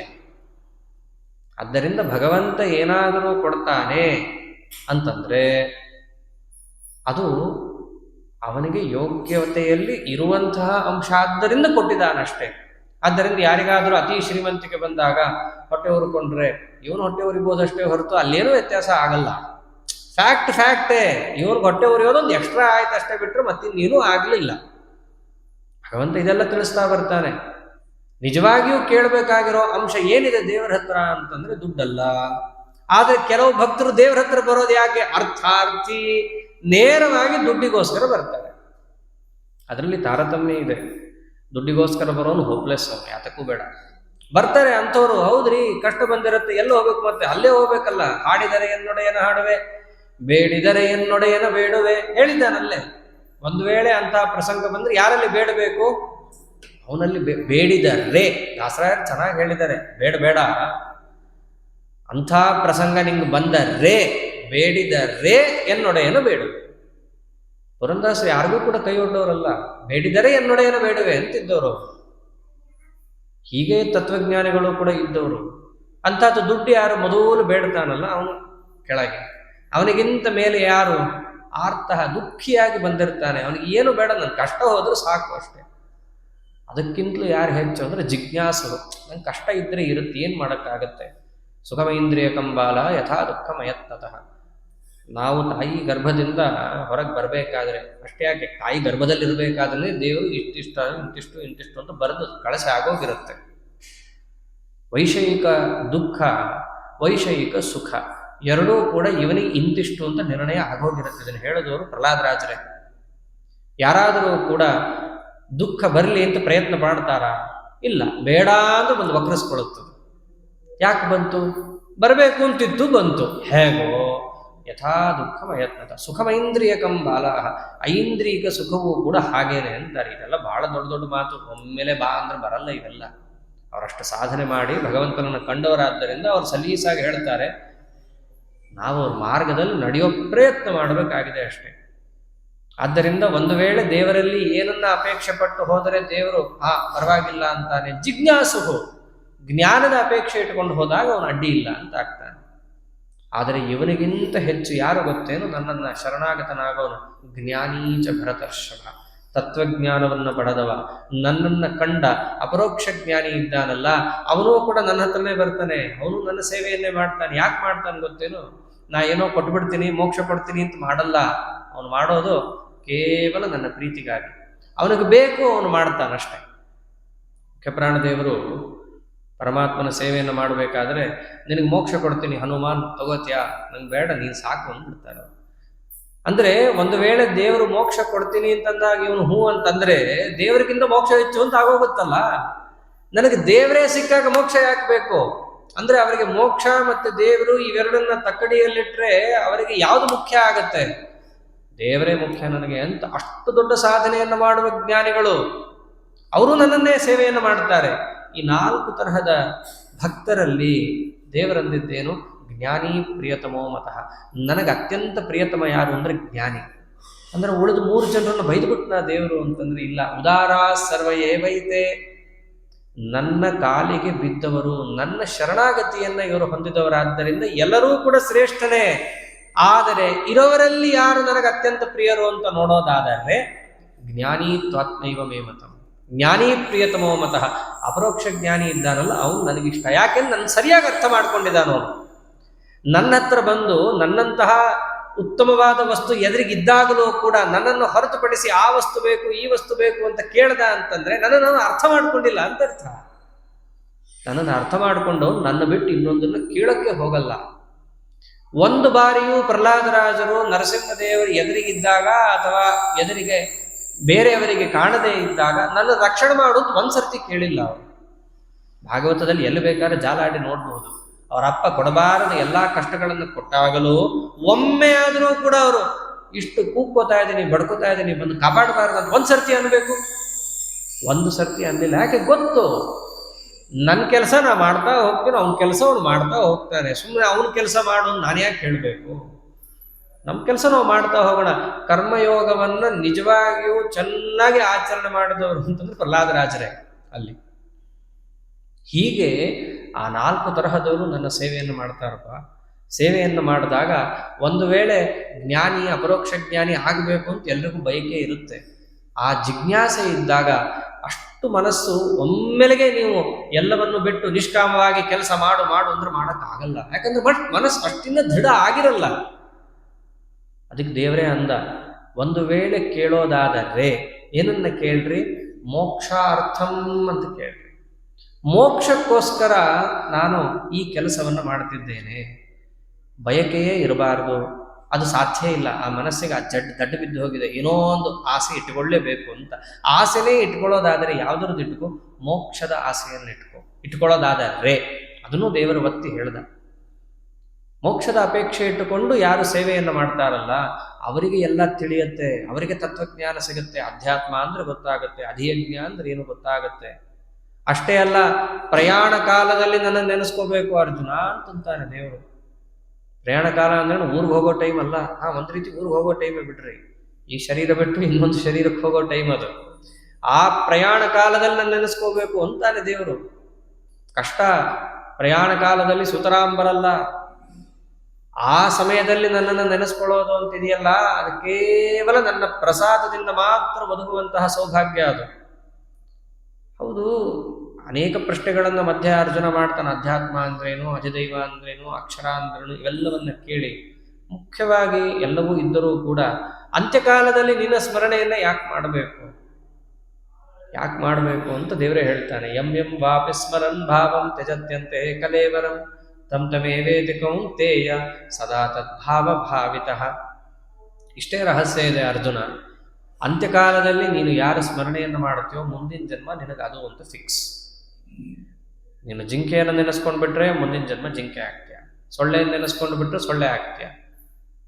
ಆದ್ದರಿಂದ ಅಂತ್ಯಕಾಲದಲ್ಲಿ ನೀನು ಯಾರ ಸ್ಮರಣೆಯನ್ನು ಮಾಡ್ತೀಯೋ ಆ ಒಂದು ಸ್ಥಿತಿ ನಿನಗೆ ಒದಗುತ್ತೆ ಅಂತಿದ್ದಾಗ ನೀ ಯಾರ ಸ್ಮರಣೆಯನ್ನು ಮಾಡಬೇಕು? ಸಂತತಂ ಚಿಂತೆಯೇನಂತಂ ಅಂತಕಾಲೇ ವಿಶೇಷತಃ. ಆಚಾರ್ಯ ಅಂದಿದ್ದು ಅಂತಕಾಲೇ ವಿಶೇಷತಃ. ಯಾವಾಗಲೂ ಮಾಡಬೇಕು, ಮಾಡಿದಾಗ ಮಾತ್ರ ಅಂತ್ಯಕಾಲದಲ್ಲಿ ನೆನಪಾಗುತ್ತೆ. ವರ್ಷ ಪೂರ್ತಿ ಆಟಾಡಿ ಪರೀಕ್ಷೆ ಟೈಮಲ್ಲಿ ನೆನಪಾಗು ಅಂದ್ರೆ ಹೇಗೆ ನೆನಪಾಗಬೇಕು? ಅದು ಪ್ರಯಾಣ ಕಾಲ ಅನ್ನೋದು ಬಹಳ ಘೋರ ಅಂತಾನೆ ದೇವರು. ಎಂಥ ಸ್ಥಿತಿ ಅಂತಂದ್ರೆ ಯಾರ ಮುಂದೆಯೂ ಬಾಯಿ ಬಿಟ್ಟು ಏನೂ ಹೇಳಕ್ಕಾಗದ ಸ್ಥಿತಿ. ಇಷ್ಟು ಜೀವನದಲ್ಲಿ ಏನೇನು ಸುಖ ದುಃಖಗಳನ್ನು ಅನುಭವಿಸಿದ್ನೋ ಸುಖವನ್ನೆಲ್ಲ ಪೂರ್ಣ ಮರೆತಿರ್ತಾನೆ.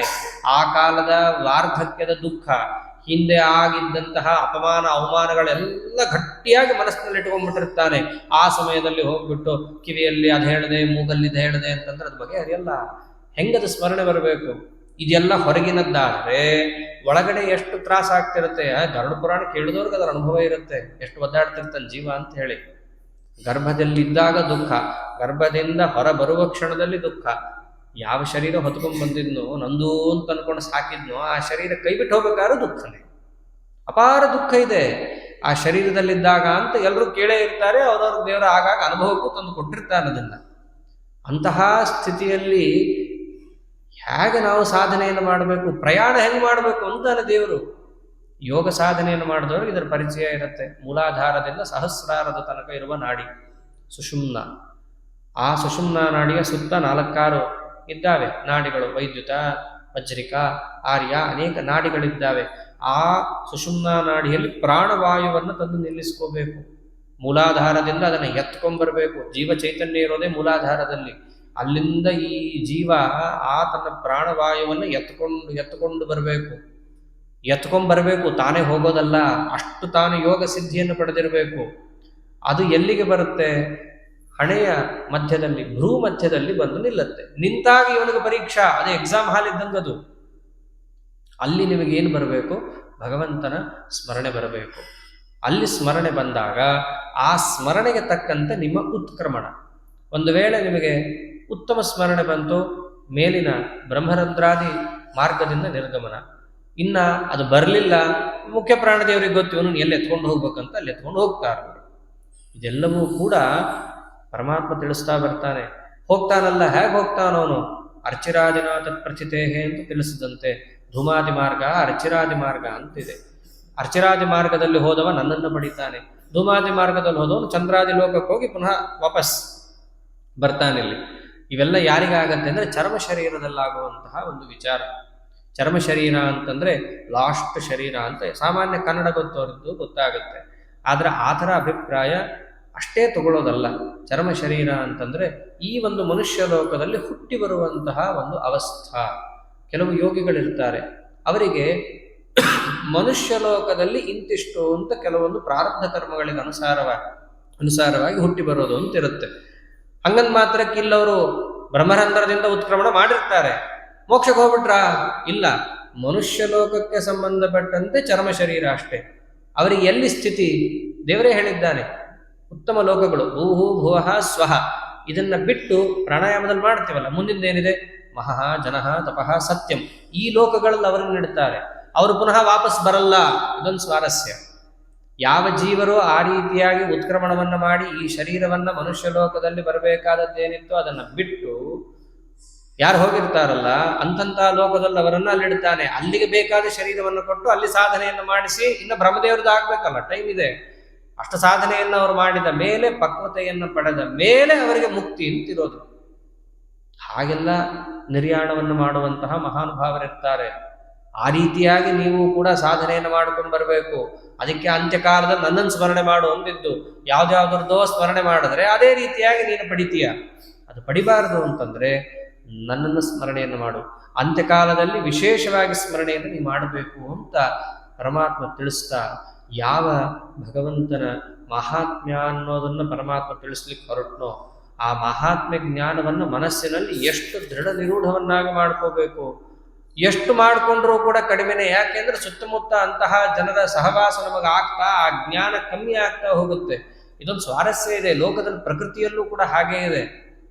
ಕೆಟ್ಟ ಹಣ್ಣು ಒಳ್ಳೆ ಹಣ್ಣನ್ನು ಇಟ್ಟಾಗ ಒಳ್ಳೆ ಹಣ್ಣು ಕೆಡುತ್ತೆ ಹೊರತು ಕೆಟ್ಟ ಹಣ್ಣು ಒಳ್ಳೇದಾಗಲ್ಲ. ಲೋಕದಲ್ಲೂ ಹಾಗೇ ಇರೋದು. ಸಹವಾಸದಿಂದ ಸನ್ಯಾಸಿ ಕೆಡ್ತಾನೆ ಹೊರತು ಸನ್ಯಾಸಿ ಸಹವಾಸದಿಂದ ಅವನು ಒಳ್ಳೆಯವನಾದ ಅಂತಿಲ್ಲ. ಅದು ಪ್ರಕೃತಿ ನಿಯಮ. ಪ್ರಕೃತಿಯಲ್ಲೂ ಹಾಗೇ ಇದೆ. ಇದರಿಂದ ಅದು ಒಳ್ಳೇದಾಗೋಯ್ತು ಅಂತ ಎಲ್ಲೂ ಇಲ್ಲ. ಇನ್ನ ಕೆಡುತ್ತೆ ಹೊರತು, ಒಂದಿದ್ರೆ ಎಲ್ಲ ಕೆಟ್ಟ ಹೋಗುತ್ತೆ ಹೊರತು ಒಂದೇ ಒಂದು ಒಳ್ಳೇದಿದೆ ಎಲ್ಲರೂ ಕೂಡ ಸರಿ ಮಾಡುವಂತಂದ್ರೆ ಆಗಲ್ಲ. ಪ್ರಕೃತಿಗೆ ಬದ್ಧರಾಗಿಯೇ ಎಲ್ಲರೂ ಕೂಡ ಇರಬೇಕಾಗತ್ತೆ. ಹಾಗಾಗಿ ನಾನು ಇಷ್ಟು ತತ್ವಜ್ಞಾನವನ್ನ ನಿಮಗೆ ಕೊಟ್ಟಾಗಲೂ ನೀವು ಪಾಲಿಸಬೇಕಾದದ್ದೇನು? ಸಜ್ಜನರ ಸಹವಾಸ. ದುರ್ಜನರ ಹತ್ರ ಹೋದರೆ ಅವರು ಅವರಿಗೆ ತಲೆಗೆ ಬಂದಂತೆಯೇ ನಿಮ್ಮ ತಲೆಗೂ ತುಂಬುತ್ತಾರೆ. ಅವರಂತೂ ನಾನು ಇಷ್ಟು ನನ್ನ ಮಾಹಾತ್ಮ್ಯವನ್ನು ಹೇಳ್ತಿದ್ರು, ಅರ್ಥ ಮಾಡಿಕೊಡಿಸ್ತಿದ್ರು. ದೇವರಲ್ಲಿ ಬರೀ ತಾನೊಬ್ಬನೇ ತನಗೆ ಗೊತ್ತಿರೋದನ್ನಷ್ಟೇ ಪ್ರವಚನ ಮಾಡ್ತಾ ಇಲ್ಲ. ಎಲ್ಲೆಲ್ಲಿ ವಿಷಯವನ್ನು ಹೇಳ್ತಾನೋ ಅಲ್ಲೆಲ್ಲಾ ಕಡೆಯಲ್ಲೂ ಪ್ರಮಾಣವನ್ನು ಕೊಡ್ತಾ ಬರ್ತಾನೆ ದೇವರು. ಸಾಂಖ್ಯ ತತ್ವದಲ್ಲಿ ಹಂಗೆ ಹೇಳಿದೆ, ವೇದದಲ್ಲಿ ಇದು ಹೇಳಿದೆ, ಉಪನಿಷತ್ತಲ್ಲಿದೆ. ಕೃಷ್ಣನಿಗೇನು ಹರಕತ್ತಿದೆ ರೀ? ನಾವು ಮಾತಾಡ್ಬೇಕಂದ್ರೆ ಏನಾದ್ರೂ ಸೈಟೇಷನ್ ಕೊಡಬೇಕು, ಅನುಭವವನ್ನು ಪ್ರಮಾಣ ಕೊಡಬೇಕು. ಸ್ವಯಂ ಭಗವಂತನಿಗೆ ಉಪದೇಶ ಮಾಡ್ತಿದ್ದರೂ ದೇವರು ಸೈಟೇಷನ್ಸ್ ಕೊಡ್ತಾನೆ ಅಲ್ಲಲ್ಲಿ. ನೋಡು, ಉಪನಿಷತ್ತಲ್ಲಿ ಹಂಗೆ ಹೇಳಿದೆ, ಕಠೋಪನಿಷತ್ತಲ್ಲಿ ಹಿಂಗೆ ಹೇಳಿದೆ, ಸಾಂಖ್ಯ ತತ್ವದಲ್ಲಿ ಹಿಂಗೆ ಹೇಳಿದೆ. ಅವನಿಗೆ ಯಾಕೆ ಕೊಡ್ತಾನೆ? ಕೊಡುವಂಥದ್ದೇನಿದೆ ಅವನಿಗೆ? ಜಗತ್ತಿಗೆ ತಿಳಿಸ್ಕೊಡ್ತಾನೆ. ಒಬ್ಬರಿಗೆ ನೀವು ವಿಷಯ ತಿಳಿಸ್ಕೊಡ್ಬೇಕಾದ್ರೆ ನಿನಗೆ ಗೊತ್ತಿದೆ ಅಂತ ಮಾತ್ರಕ್ಕೆ ಅವನು ನೀನು ಹೇಳಿದ್ದನ್ನು ಪ್ರಮಾಣ ಅಂತ ಒಪ್ಪಲ್ಲ. ಮತ್ತೊಬ್ಬನಿಗೆ ತಿಳಿಸುವ ಉದ್ದೇಶ ನಾನು ಹೇಳುವ ವಿಷಯ ಪ್ರಾಮಾಣಿಕ ಅಂತ ಆಗಿರುತ್ತೆ. ಅಂದ್ರೆ ಹಿಂದೆ ಪ್ರಮಾಣವನ್ನ ನೀನು ಕೊಡ್ಬೇಕಾಗತ್ತೆ. ನಾನದನ್ನ ಮಾಡಿ ತೋರಿಸಿದ್ರೆ ಜಗತ್ತು ಮಾಡುತ್ತೆ. ಇಲ್ದಿದ್ರೆ ನೀನ್ ಹೇಳಿದ್ದಕ್ಕೆ ಏನ್ ಪ್ರಮಾಣ? ನಾನು ಯಾಕ್ರಿ ಕೊಡ್ಬೇಕು? ನಾ ಹೇಳ್ತಿದ್ದೀನಿ ಅಂತ ತಗೊಳ್ರಿ. ಯಾಕೆ? ಕೃಷ್ಣನು ಹಂಗೆ ಹೇಳಿದ ನಮ್ಗೆ. ಎಲ್ಲಾದ್ರೂ ದೇವರು ತಾನು ಹೇಳಿದ್ದಕ್ಕೆ ಪ್ರಮಾಣ ಕೊಟ್ಟಿದ್ದಾನ? ಕೊಟ್ಟಿಲ್ಲ, ನಾನು ಕೊಡಲ್ಲ. ದೇವರಲ್ಲಿ ಇವನಲ್ಲಿ ಇದ್ಯಾವುದು ಪ್ರಶ್ನೆ ಬರಲ್ಲ. ಅಂದ್ರೆ ಒಬ್ಬರಿಗೆ ವಿಷಯವನ್ನ ತಿಳಿಸಬೇಕಾದರೆ ತಿಳಿಸುವ ಬಗೆ ಇದೆ. ಆ ಬಗೆಯಲ್ಲಿ ತಿಳಿಸಬೇಕು ಅನ್ನೋದಕ್ಕೆ ಪರಮಾತ್ಮ ಅನೇಕ ಪ್ರಮಾಣಗಳನ್ನು ಕೊಟ್ಟು ಹೇಳ್ತಾನೆ. ಸಜ್ಜನರ ಸಹವಾಸ ಮಾಡು, ಮೂರ್ಖರ ಹತ್ರ ಹೋಗಬೇಡ. ಯಾಕಂದ್ರೆ ಅವ್ರು ನನ್ನ ಹೆಂಗೆ ತಿಳ್ಕೊತಾರೆ ಗೊತ್ತೇನು? ಅವಜಾನಂತಿಮ ಅಮ್ಮೂಢ ಮಾನುಷೀಂ ತನುಮಾಶ್ರಿತಂ. ಇಂತಹ ನನ್ನ ಮಹಾತ್ಮೆ ಇದ್ದರು ಅವರೆಲ್ಲ ನನ್ನನ್ನು ಹೇಗೆ ತಿಳ್ಕೊಂಡಿದ್ದಾರೆ? ಒಬ್ಬ ಮನುಷ್ಯ ಅಂತ ತಿಳ್ಕೊಂಡಿದ್ದಾರೆ. ಯಾರು ಬೇರೆ ಏನಲ್ಲ, ನೀನು ಎದುರಿಗೆ ಕಾಣಿಸ್ತಾ ಇದ್ದಾರಲ್ಲ ಎಲ್ಲರನ್ನೂ ಸೇರಿಸ್ಕೊಂಡು ಹೇಳ್ತಾನೆ. ಯುದ್ಧ ಭೂಮಿಯಲ್ಲಿ ಆಗ್ತಿರೋ ಉಪದೇಶ ಇದು. ಎದುರುಗಡೆ ಇರುವಂತಹ ದುರ್ಯೋಧನ ಆಗಲಿ, ಮತ್ತೊಬ್ಬರಾಗಲಿ, ಅವನ ಅಣ್ಣ ತಮ್ಮಂದ್ರು, ಅವನ ಪರಿವಾರ ಹೆಂಗ್ ತಿಳ್ಕೊಂಡಿದ್ದಾರೆ ಕೃಷ್ಣನನ್ನ? ಅದೇ ಕೃಷ್ಣ ತಾನೇ, ಅದೇ ನಂದಗೋಪನ್ ಮಗ, ಅದೇ ದನ ಕಾಯ್ತಿದ್ನಲ್ಲ, ಬಹಳ ದನ ವಹಿಸ್ಕೊಂಡಿದ್ದವನು, ಹೆಂಗೆಂಗೋ ಮಾಡಿ ಮಾವನ್ ಕೊಂದಲ್ಲ, ಹೀಗೆಲ್ಲ ಮಾತಾಡ್ಕೊಳ್ತಿದ್ದವ್ರು ಅವರೆಲ್ಲ. ಇವನ್ ರಾಜ ಹೆಂಗಾದ ಇವನು? ಯಾದವರಿಗೆ ಚಕ್ರವರ್ತಿತ್ವನೇ ಇಲ್ವಲ್ಲ. ಏನೋ ಒಬ್ಬ ಪುಡಾರಿ, ಶಕ್ತಿ ಇದೆ, ಬಹಳ ಬಲವಂತ ಇದ್ದಾನೆ, ಎಲ್ಲರನ್ನೂ ಕೂಡ ಬಡದು ಏನೋ ಒಂದು ಊರು ಅಂತ ಕಟ್ಕೊಂಡಿದ್ದಾನೆ. ಪಾಂಡವರನ್ನ ಒಂದು ಏನೋ ಮೋಡಿ ಮಾಡಿ ತನ್ನ ಬುಟ್ಟಿಯಲ್ಲಿ ಇಟ್ಕೊಂಡ್ಬಿಟ್ಟಿದ್ದಾನಷ್ಟೇ. ದುರ್ಯೋಧನಂಗೆ ಬೇರೆ ಏನು ಸಿಟ್ಟಲ್ಲ, ಕೃಷ್ಣನ ಮೇಲೇನೆ. ಅದು ನೇರವಾಗಿ ಹೇಳೋ ಧೈರ್ಯ ಇಲ್ಲ ಅಷ್ಟೇ. ಯಾಕೆಂದ್ರೆ ಎಲ್ಲಿ ನೋಡಿದರೂ ಕೃಷ್ಣನದ್ದೇ ಅಲ್ಲಿ ಏನಿದೆ ಪಾಂಡವರ ರಕ್ಷಣೆಯಲ್ಲಿ ಮುಖ್ಯವಾದ ಕೈ ಇರೋದು. ಇದನ್ನೇ ಮಹಾಭಾರತದ ಆದ್ಯಂತ ತೋರಿಸಿರೋದು. ಆದಾವಂತೇಚ ಮಧ್ಯೇಚ ವಿಷ್ಣು ಸರ್ವತ್ರ ಗೀಯತೆ ಅಂತ. ಹಾಗೆ ಕೃಷ್ಣ ಪರಮಾತ್ಮ ಇದ್ರು. ಇವರೆಲ್ಲ ಹೇಗೆ ತಿಳ್ಕೊಂಡಿದ್ದಾರೆ? ನೋಡಿದ್ದಾನೆ ವಿಶ್ವರೂಪವನ್ನು ದುರ್ಯೋಧನ. ಆ ಉದ್ಯೋಗ ಪರ್ವದಲ್ಲಿ ಕೃಷ್ಣನನ್ನೇ ಕಟ್ಟಾಕ್ತೀನಿ, ಯಾಕೆ ಸಾಮಾನ್ಯ ಮನುಷ್ಯ ಇವನು, ನನಗಿಂತ ಒಂದಡಿ ಎತ್ತರ ಇರ್ಬೋದು, ಇಲ್ಲ ಕಮ್ಮಿ ಇರ್ಬೋದು ಅಷ್ಟೇ, ಒಟ್ಟು ಮನುಷ್ಯನೇ. ದುರ್ಯೋಧನನನ್ನ ಕೃಷ್ಣ ಪರಮಾತ್ಮ ಅಲ್ಲಿ ಪೂರ್ಣ ಅವನ ಅಯೋಗ್ಯ ಕೆಲಸಗಳನ್ನೆಲ್ಲ ತೆಗೆದಿಟ್ಟಾಗ ಕೃಷ್ಣನ ಮೇಲೆ ಸಿಟ್ಟಿಂದ ಕಟ್ಟಾಕ್ತೀನಿ ಅಂತ ಹೋದಾಗ ವಿಶ್ವರೂಪ ತೋರಿಸ್ತಾನೆ ದೇವರು. ಕೆಲವರಿಗೆ ಇರುತ್ತೆ ತಲೆಯಲ್ಲಿ, ದೇವರು ಏನಾದರೂ ಕೂಡ ಅರ್ಜುನಂಗೆ ವಿಶ್ವರೂಪ ತೋರಿಸ್ದಂಗೆ ದುರ್ಯೋಧನ ತೋರಿಸ್ಬಿಟ್ಟಿದ್ರೆ ಟರ್ನ ಬಿಡ್ತಾ ಇದ್ದ ದುರ್ಯೋಧನ, ಒಳ್ಳೇದಾಗ್ಬಿಡ್ತಾ ಇತ್ತು. ಪಾರ್ಶಾಲಿಟಿ ದೇವರದು ಅರ್ಜುನನ ಮೇಲೆ ಅಥವಾ ಪಾಂಡವರ ಮೇಲೆ. ನೋಡ್ರಿ ಎಷ್ಟು ಒಳ್ಳೇದಾಗಿ ಹೋಗ್ತಾ ಇತ್ತು ತೋರಿಸಿದ್ರೆ ಅಂತ ಅನ್ನೋರಿದ್ರಲ್ಲ, ದೇವರೇ ಅಂದ ಕೆಲವು ಪೀಸ್ಗಳು ಡಿಫೆಕ್ಟ್ ಇರ್ತವೆ, ಬೈ ಬರ್ತ್ ಡಿಫೆಕ್ಟ್ ಇರುತ್ತೆ, ಅದನ್ನ ಯಾರೂ ಸರಿ ಮಾಡ್ಲಿಕ್ಕೆ ಆಗಲ್ಲ. ಹೇಳಿದ್ರೆ ಕೆಲವ್ರಿಗೆ ಅರ್ಥ ಆಗಲ್ಲ, ಆಗಲಿ ತೋರಿಸೇ ಬಿಡ್ತೀನಿ ಅಂತ ಹೇಳಿ ಅವನಿಗೂ ವಿಶ್ವರೂಪ ತೋರಿಸ್ತಾನೆ. ಆದರೆ ಏನಾಯ್ತು ಪ್ರಯೋಜನ? ಮಾನುಷೀಂ ತನುಮಾಶ್ರಿತಂ ಅವಜಾನಂತಿ ಮಾಂ ಮೂಢಾಃ ಮೋಘಾಶಾ ಮೋಘ ಕರ್ಮಾಣೋ ಮೋಘ ಜ್ಞಾನ ವಿಚೇತಸಃ. ಅವರಿಗೆ ಅವರದ್ದೇ ಆಸೆ, ವ್ಯರ್ಥವಾದಂತಹ ಪ್ರಯಾಸ, ಇದನ್ನೇ ಮಾಡಿಕೊಂಡು ಪರಮಾತ್ಮನನ್ನ ಅಬದ್ಧವಾಗಿ ತಿಳಿತಾ ಇರ್ತಾರೆ. ಅಂಥವ್ರ ಜೊತೆ ಹೋಗಬೇಡ, ತಾಮಸರ ಸಹವಾಸ ಮಾಡಬೇಡ. ಇದನ್ನೇ ಹಾಡಲ್ಲೂ ಕೂಡ ಹೇಳ್ತಾರಲ್ಲ, ವಸುಮತಿಯ ಮೇಲಿನ್ನು ಅಸುರ ಜನರೇ ಬಹಳ, ವಶವೆಲ್ಲ ಕಲಿಯ ಬಾಧೆ ಇದೆ ಭೂಮಿ ಅಂತ. ಆದರೆ ಅಲ್ಲಿರೋರೆಲ್ಲ ಯಾರು ಹೆಚ್ಚು? ಅಸುರ ಜನರೇ ಬಹಳ. ಅಸುರರು ಅಂತಂದ್ರೆ ರಾಕ್ಷಸರು ಅವರೇ ಆಗ್ಬೇಕಂತಲ್ಲ, ಯಾರಿಗೆ ಪರಮಾತ್ಮನಲ್ಲಿ ಯಥಾರ್ಥ ಜ್ಞಾನ ಇಲ್ಲದೆ ಜಗತ್ತಿನಲ್ಲೇ ಆಸಕ್ತಿಯನ್ನು ಹೊಂದಿ ಪರಮಾತ್ಮನನ್ನ ಅವಜ್ಞೆಯನ್ನು ಮಾಡುತ್ತಾ ದೂಷಣೆಯನ್ನು ಮಾಡುತ್ತಾ ಯಾರು ಪರಮಾತ್ಮನ ಭಜನೆಯನ್ನು ಮಾಡ್ತಿರ್ತಾರೋ ಅವರ ತಲೆಯನ್ನೂ ಯಾರು ಕೆಡಿಸ್ತಾ ಇರ್ತಾರಲ್ಲ, ಇವರೇ ಅಸುರರು, ಮತ್ತಿನ್ಯಾರಲ್ಲ. ಅಸುರ, ಅಸು ಅಂದ್ರೆ ಇಂದ್ರಿಯಗಳು. ಆ ಇಂದ್ರಿಯಗಳಿಗೆ ಸುಖವನ್ನು ಕೊಡ್ತಾ ಯಾರು ಆನಂದದಿಂದ ಇರ್ತಾರೋ ಅವರ ಅಸುರರು ಅಷ್ಟೇ. ಆದ್ದರಿಂದ ಇಂಥವರ ಸಹವಾಸವನ್ನ ನೀನು ಮಾಡ್ಲಿಕ್ಕೆ ಹೋಗಬೇಡ. ನನ್ನ ಉಪಾಸನೆಯನ್ನು ಮಾಡೋದು ಅನೇಕ ರೀತಿಯಲ್ಲಿದೆ. ಕೆಲಸ ಮಾಡಬೇಕಾದ್ರೆ ಇವೆಲ್ಲ ಕೆಲಸ, ಈ ಕೆಲಸದನ್ನು ದೇವರಿಗೆ ಅರ್ಪಣೆ ಮಾಡೋದು ಅಂದ್ರೆ ಕೆಲಸ ಮಾಡಬೇಕಾದ್ರೆ ದೇವರ ಸ್ಮರಣೆ ಇಲ್ಲ, ಕೆಲಸ ಎಲ್ಲ ಮುಗಿದ ಮೇಲೆ ದೇವರ ಸ್ಮರಣೆ, ಹೀಗಿರೋದಲ್ಲ. ಹೇಗೆ ಉಪಾಸನೆ ಇರುತ್ತೆ ನಂದು ಅಂತಂದ್ರೆ ಅಹಂ ಕ್ರತುರಹಂ ಯಜ್ಞ. ನಾವು ಏನಾದರೂ ಕೆಲಸವನ್ನು ಮಾಡಿದರೆ ಕೆಲಸದ ಪ್ರಾರಂಭದಿಂದ ಕಡೆಯ ತನಕ ಒಂದಿಷ್ಟು ಸಾಮಗ್ರಿಗಳು ಅಂತ ಇರುತ್ತೆ. ದೃಷ್ಟಾಂತ, ಒಂದು ಹೋಮ ಅಂತ ಮಾಡಬೇಕಾದರೆ ಇಟ್ಟಿಗೆ ಬೇಕು, ತುಪ್ಪ ಬೇಕು, ಕಟ್ಟಿಗೆ ಬೇಕು, ಅದರಂತೆಯೇ ಋತ್ವಿಗಾದಿಗಳು ಬೇಕು, ಅನೇಕ ಪದಾರ್ಥಗಳಿದ್ದಾವಲ್ಲ. ಅವೆಲ್ಲವನ್ನು ಕೂಡ ನಾವು ನೋಡುವಾಗಲೂ ಕೂಡ ಯಾರ ಸ್ಮರಣೆ ಬರ್ತಿರಬೇಕು? ಯಜ್ಞ, ಇದು ಪರಮಾತ್ಮನ ಅಧೀನ. ಆಹುತಿ ಪರಮಾತ್ಮನ ಅಧೀನ. ಅಗ್ನಿ, ಇದು ಪರಮಾತ್ಮನಿಗೆ ಸಂಬಂಧಪಟ್ಟದ್ದು. ತುಪ್ಪ, ಇದು ಪರಮಾತ್ಮನಿಗೆ ಸಂಬಂಧಪಟ್ಟದ್ದು. ಹೀಗೆ ಯಾವ ಕೆಲಸವನ್ನು ಮಾಡಬೇಕಾದರೂ ಪ್ರತಿಯೊಂದು ಕೆಲಸದಲ್ಲೂ ಕೂಡ ಭಗವಂತನ ಸ್ಮರಣೆಯನ್ನು ಬರ್ತಿರ್ಬೇಕು. ನೀನು ಅಂಥವ್ರ ಸಹವಾಸ ಮಾಡಿದ್ರೆ ಬರೋ ಟೈಮಲ್ಲೂ ಬರಲ್ಲ. ಆದ್ದರಿಂದ ಉಪಾಸನೆ ಇಷ್ಟು ದೊಡ್ಡ ಹಾದಿಯಲ್ಲಿದೆ. ನೋಡಿಕೊಂಡು ನೀನು ನಿನ್ನ ಹೆಜ್ಜೆಯನ್ನು ಇಡಬೇಕು. ಇದನ್ನ ಪರಮಾತ್ಮ ತಿಳಿಸ್ತಾ ಇದ್ದಾಗ, ಸ್ವಾಮಿ ನೀನು ಹೇಳೋ ಹಂಗೆ ಉಪಾಸನೆ ಎಷ್ಟೋ ಜನರು ಮಾಡ್ತಾರೆ, ಕೆಲವರಿಗೆ ಮಾತ್ರ ನೀವು ಒಲಿತೀಯ, ಕೆಲವ್ರಿಗೆ ಒಲಿಯಲ್ಲ, ಯಾಕೆ? ಇಷ್ಟೇ ವ್ಯತ್ಯಾಸ ಇದೆ. ಅಲ್ಲಿ ತ್ರೈವಿದ್ಯರು ಅತ್ರೈವಿದ್ಯರು ಅಂತ ವಿಭಾಗ ಇದೆ. ತ್ರೈವಿದ್ಯರು ಅಂತಂದ್ರೆ ಬೇರೆ ಏನಲ್ಲ, ಹರಿ ಸರ್ವೋತ್ತಮ ಅಂತ ಗೊತ್ತು, ಎಲ್ಲ ಗೊತ್ತಿದೆ, ಆದರೆ ಕೆಲಸ ಮಾಡಬೇಕಾದ್ರೆ ದೇವರನ್ನು ನೆನೆಸ್ಕೊಳ್ಳೋದೇ ಇಲ್ಲ. ಆಮೇಲೆ ಯಾರೋ ದೇವತೆಗಳನ್ನು ನೆನೆಸ್ಕೊಂಡು ಅಲ್ಲಿ ಸ್ತೋತ್ರ ಮಾಡಿ, ಶನಿ ಕಾಟ ತಾನೆ ನಿಮಗೆ, ಶನಿ ಕಾಟ ಇದ್ರೆ ಎಲ್ಲ ಬಗೆಹರಿಯಲ್ಲ. ಅಲ್ಲಿ ಹೋಗಿ ನೀವು ಅಲ್ಲೊಂದು ಕಡೆ ಹೋಗಿ ಎಳ್ಳಿನ ದೀಪ ಹಚ್ಚಿ ಎಲ್ಲ ವಾಸಿ ಆಗೋಗುತ್ತೆ. ಮನೆಯಲ್ಲಿ ನಾವು ವಿಷ್ಣು ಸಹಸ್ರನಾಮ ಎಲ್ಲ ಬಗೆಹರಿಯಲ್ಲ ರೀ, ಅದು ಯಾವುದು ಕೂಡ ಬರಲ್ಲ. ಅಲ್ಲಿ ಹೋಗಿ ಒಂದು ಎಳ್ಳಿನ ದೀಪ ಹಚ್ಚಿ ನೋಡಿ ನಿಮ್ಗೆ ಏನಾಗುತ್ತೆ. ಹಂಗೆ ಹೋಗ್ಬಿಡಿ, ಒಂದು ಕಪ್ಪು ಬಟ್ಟೆ ಉಟ್ಕೊಂಡು, ತುಂಬಾ ಒಳ್ಳೇದು. ಶನಿಗೆ ಕಪ್ಪು ಬಟ್ಟೆ ಒಳ್ಳೆಯದು. ಅವರವರ ಆಸ್ಥೆ ಶ್ರದ್ಧೆ ಇದೆಲ್ಲ ಅವರು ಇಟ್ಕೊಳ್ಳಿ, ಬೇಜಾರಿಲ್ಲ. ಪರಮಾತ್ಮ ಅನ್ನೋದು ಇಷ್ಟೇ. ನೀವು ನನ್ನ ಮರೆತು ಮಾಡಿ, ಕೆಲವರು ಇರ್ತಾರೆ ಅದೇ ಕೆಲಸ ಮಾಡಿ ಕಡೆ ಕೃಷ್ಣಾರ್ಪಣ ಅಂತ ಬೇರೆ ಹೇಳ್ತಾರೆ, ಅದಿನ್ನೊಂದು ವಿಶೇಷ. ದೇವರಂಥವ್ರನ್ನ ಏನಂತ ಕರೆದಿದ್ದಾನೆ? ತ್ರೈವಿದ್ಯರು ಅಂತ. ಕೆಲಸ ಮಾಡ್ತಾರೆ, ಪಾಪ ಎಲ್ಲ ಮಾಡ್ತಾರೆ, ಶ್ರದ್ಧೆಯಿಂದ ಮಾಡ್ತಾರೆ, ನನ್ನನ್ನು ಮರ್ತಿರ್ತಾರೆ, ಕಡೆಗೊಂದು ಕೃಷ್ಣಾರ್ಪಣೆ ಹೇಳ್ಬೇಕಲ್ಲ ಅಂತ ಹೇಳ್ತಾರೆ. ಮತ್ತೆ ಅಂಥವ್ರಿಗೆ ಒಂದೇ ಫಲ ಕೊಡು ಅಂದ್ರೆ ಹೆಂಗಪ್ಪ ಅರ್ಜುನ ಅಂತ ಕೇಳ್ತಾರೆ. ಮತ್ತೆ ಭಾಗವತ ಭಕ್ತರು ಹೇಗಿರ್ತಾರೆ ಅದನ್ನೇ ಹೇಳಿದ್ದು. ಅನನ್ಯಾಶ್ಚಿಂತಯಂತೋ ಮಾಂ ಯೇ ಜನಾಃ ಪರ್ಯುಪಾಸತೆ ತೇಷಾಂ ನಿತ್ಯಾಭಿಯುಕ್ತಾನಾಂ ಯೋಗಕ್ಷೇಮಂ ವಹಾಮ್ಯಹಂ. ಅವರು ಯಾವ ಕೆಲಸ ಬರಲಿ, ಕಷ್ಟ ಬರಲಿ, ಏನೇ ಬರಲಿ, ಅನನ್ಯಾಹ ಚಿಂತಯಂತೋ ಮಾಂ, ಬೇರೆಯದನ್ನು ಯಾವತ್ತೂ ಕೂಡ ಅವರು ನೆನೆಸ್ಕೊಳ್ಳಲ್ಲ. ನನ್ನನ್ನೇ ಮುಖ್ಯವಾಗಿ ನೆನೆದು ಅವರು ಧ್ಯಾನವನ್ನು ಮಾಡ್ತಾ ಇರ್ತಾರೆ. ಹಾಗೆ ಪರ್ಯುಪಾಸತೆ, ಪರಿಪರಿಯಾಗಿ ನನ್ನ ಉಪಾಸನೆಯನ್ನು ಮಾಡ್ತಾ ಇರ್ತಾರೆ. ತೇಷಾಂ ನಿತ್ಯಾಭಿಯುಕ್ತಾನಾಂ, ಯಾರು ನನ್ನಲ್ಲಿ ಕೆಲಸ ಮುಗಿದ ಮೇಲೆ ನೆನೆಸ್ಕೊಳ್ಳೋದಲ್ಲ, ಅದು ನೆನೆಸ್ಕೊಂಡ್ರೆ ಒಂದು ದೊಡ್ಡ ಪುಣ್ಯ ಇದೆ, ಇಲ್ಲ ಅನ್ನಲ್ಲ. ಕೆಲಸ ಮಾಡಿದಾಗಂತೂ ಇಲ್ವೇ ಇಲ್ಲ, ಕೆಲಸ ಮುಗಿದ ಮೇಲಾರು ನೆನೆಸ್ಕೋತಾನಲ್ಲ ಅಂತ ಅವ್ನು ನೋಡಿ ಖುಷಿ ಪಡ್ಬೇಕಷ್ಟೇ. ಆದ್ರೆ ಇವನ್ ಹಂಗಲ್ಲ, ನಿತ್ಯ ಅಭಿಯುಕ್ತಾನ, ಯಾವಾಗಲೂ ನನ್ನನ್ನೇ ಸ್ಮರಣೆ ಮಾಡ್ಕೊಂಡಿರ್ತಾನಲ್ಲ, ಅವನ ಯೋಗಕ್ಷೇಮ ಯಾರ ಜವಾಬ್ದಾರಿ? ನನ್ನ ಜವಾಬ್ದಾರಿ ಅಂತಂದ. ಅಂದ್ರೆ ಎಲ್ರದ್ದು ಯೋಗಕ್ಷೇಮ ಅವನದೇ ಜವಾಬ್ದಾರಿ. ಇವನು ಪರಮಾತ್ಮನೇ ನನ್ನ ಯೋಗಕ್ಷೇಮವನ್ನು ನೋಡ್ಕೊಳ್ಳೋನು ಅಂತ ತಿಳ್ಕೊಂಡಿರ್ತಾನೆ, ಬೇರೆಯವನಿಗೆ ಆ ಜ್ಞಾನ ಇರಲ್ಲ, ಅಷ್ಟೇ ವ್ಯತ್ಯಾಸ. ಎಲ್ಲ ಅವನೇ ಮಾಡಿರ್ತಾನೆ, ಇವನು ಮಾಡ್ದ ಅಂತ ಇವನು ತಿಳ್ಕೊತಾನೆ, ಅವನು ಮಾಡಿದ್ದಾನೆ ಅಂತ ತಿಳ್ಕೊಂಡಿಲ್ಲ, ಇಷ್ಟೇ ವ್ಯತ್ಯಾಸ ಇದೆ.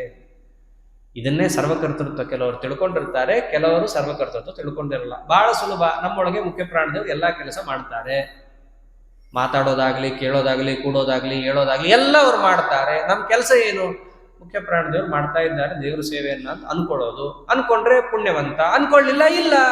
ಒಳಗಾಗೋದಂತೂ ಆಗೋದೇ ಅಲ್ಲ, ಆಗೋದೇನು ನಿಲ್ಲಲ್ವಲ್ಲ. ಉತ್ಸವದ ಪಾಡಿಗೆ ಉತ್ಸವ ಹೋಗ್ತಿರುತ್ತೆ, ಮನೆಯಲ್ಲಿ ಇವನು ಬಾಗ್ಲ ಹಾಕೊಂಡು ಕೂತ್ರೆ ಉತ್ಸವ ನಡೆದಿದ್ದು ಸುಳ್ಳ? ಇಲ್ಲಲ್ಲ. ಹಾಗೆ ಆ ಉತ್ತಮ ಭಕ್ತರು ಹೇಗಿರ್ತಾರೆ? ನನ್ನನ್ನ ಯೋಗಕ್ಷೇಮವನ್ನು ನೋಡಿಕೊಳ್ಳುವಾತ ಅಂತ ನಿತ್ಯದಲ್ಲಿ ನೆನೆಸ್ಕೊಳ್ತಿರ್ತಾರೆ.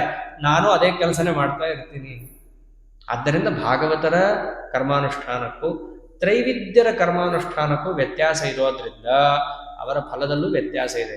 ಅವರಿಬ್ಬರು ಒಂದೇ ಕೆಲಸ ಮಾಡಿದ್ರೆ ಫಲ ಯಾಕೆ ವ್ಯತ್ಯಾಸ ಅಂದ್ರೆ ಒಳಗಿನ ಭಾವನೆಯ ವ್ಯತ್ಯಾಸದಿಂದ ಫಲದ ವ್ಯತ್ಯಾಸ ಆಗತ್ತೆ. ಅಷ್ಟೇ ಅಲ್ಲ, ನನ್ನ ಭಜನೆಯನ್ನ ಮಾಡೋದು ಎಷ್ಟು ಸುಲಭ. ಇದನ್ನ ಕೇಳಿದ್ರೆ ಏನ್ ಅನ್ಸ್ಬಿಡುತ್ತೆ? ಇಷ್ಟು ದೊಡ್ಡ ವ್ಯಕ್ತಿ ನಿನ್ನ ಹೆಂಗಪ್ಪ ಪೂಜೆ ಮಾಡೋದು ಅಂತ ಅನಿಸ್ಬಿಡುತ್ತೆ. ಮನೆಯಲ್ಲಿ ಒಂಚೂರು ದೊಡ್ಡ ನರಸಿಂಹದೇವ್ರ ಸಾಲಿಗ್ರಾಮ ಇದ್ದಾನೆ, ಭಯ ಆಗ್ತಾ ಇರುತ್ತೆ. ಅಂಥದ್ದು ಸಾಲಿಗ್ರಾಮ ಅಷ್ಟೇ ಅದು.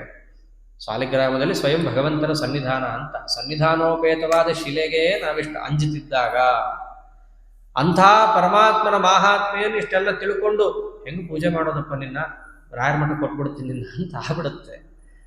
ಸಾಲಿಗ್ರಾಮಲ್ಲಿ ಕೆಲವರು ಹಂಗೆ ಮಾಡ್ಬಿಡ್ತಾರೆ. ನಮ್ಮ ಮನೆಯಲ್ಲೆಲ್ಲ ಆಗಲ್ರಿ, ಕುಲದಿಂದ ನಡ್ಕೊಂಡು ಬಂದ ಸಾಲಿಗ್ರಾಮ ಪೂಜೆ ಮಾಡೋಕ್ಕಾಗಲ್ಲ ಅಂತ ಕೊಟ್ಬಿಡ್ತಾರೆ.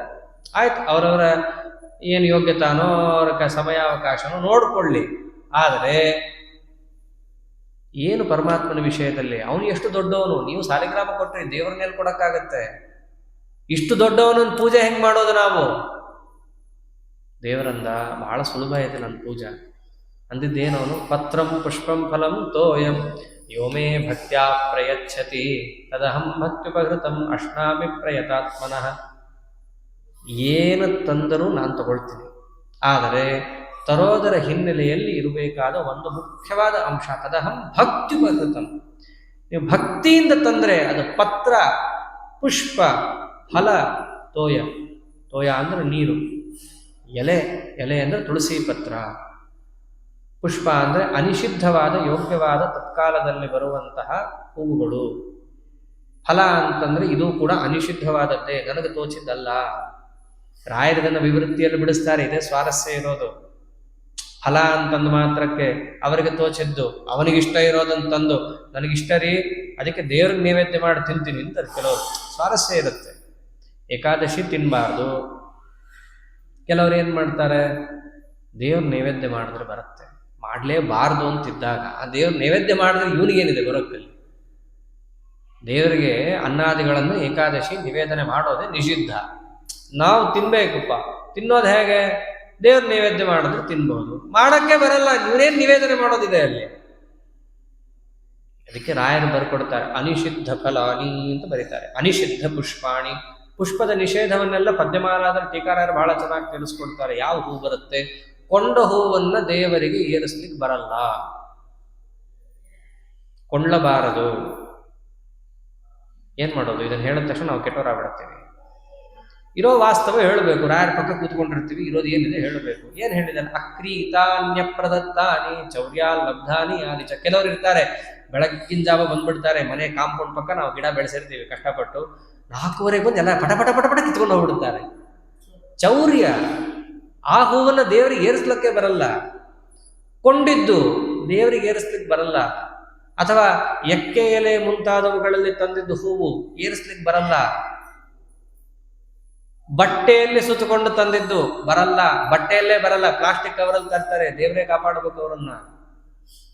ನೋಡ್ರಿ, ಅಷ್ಟಿದೆ. ಒಂದು ಭಗವದ್ ಪೂಜೆಯನ್ನು ಮಾಡಬೇಕಾದರೆ ಒಂದು ಹೂ ತರಬೇಕಾದ್ರೆ ಇಷ್ಟಿದೆ.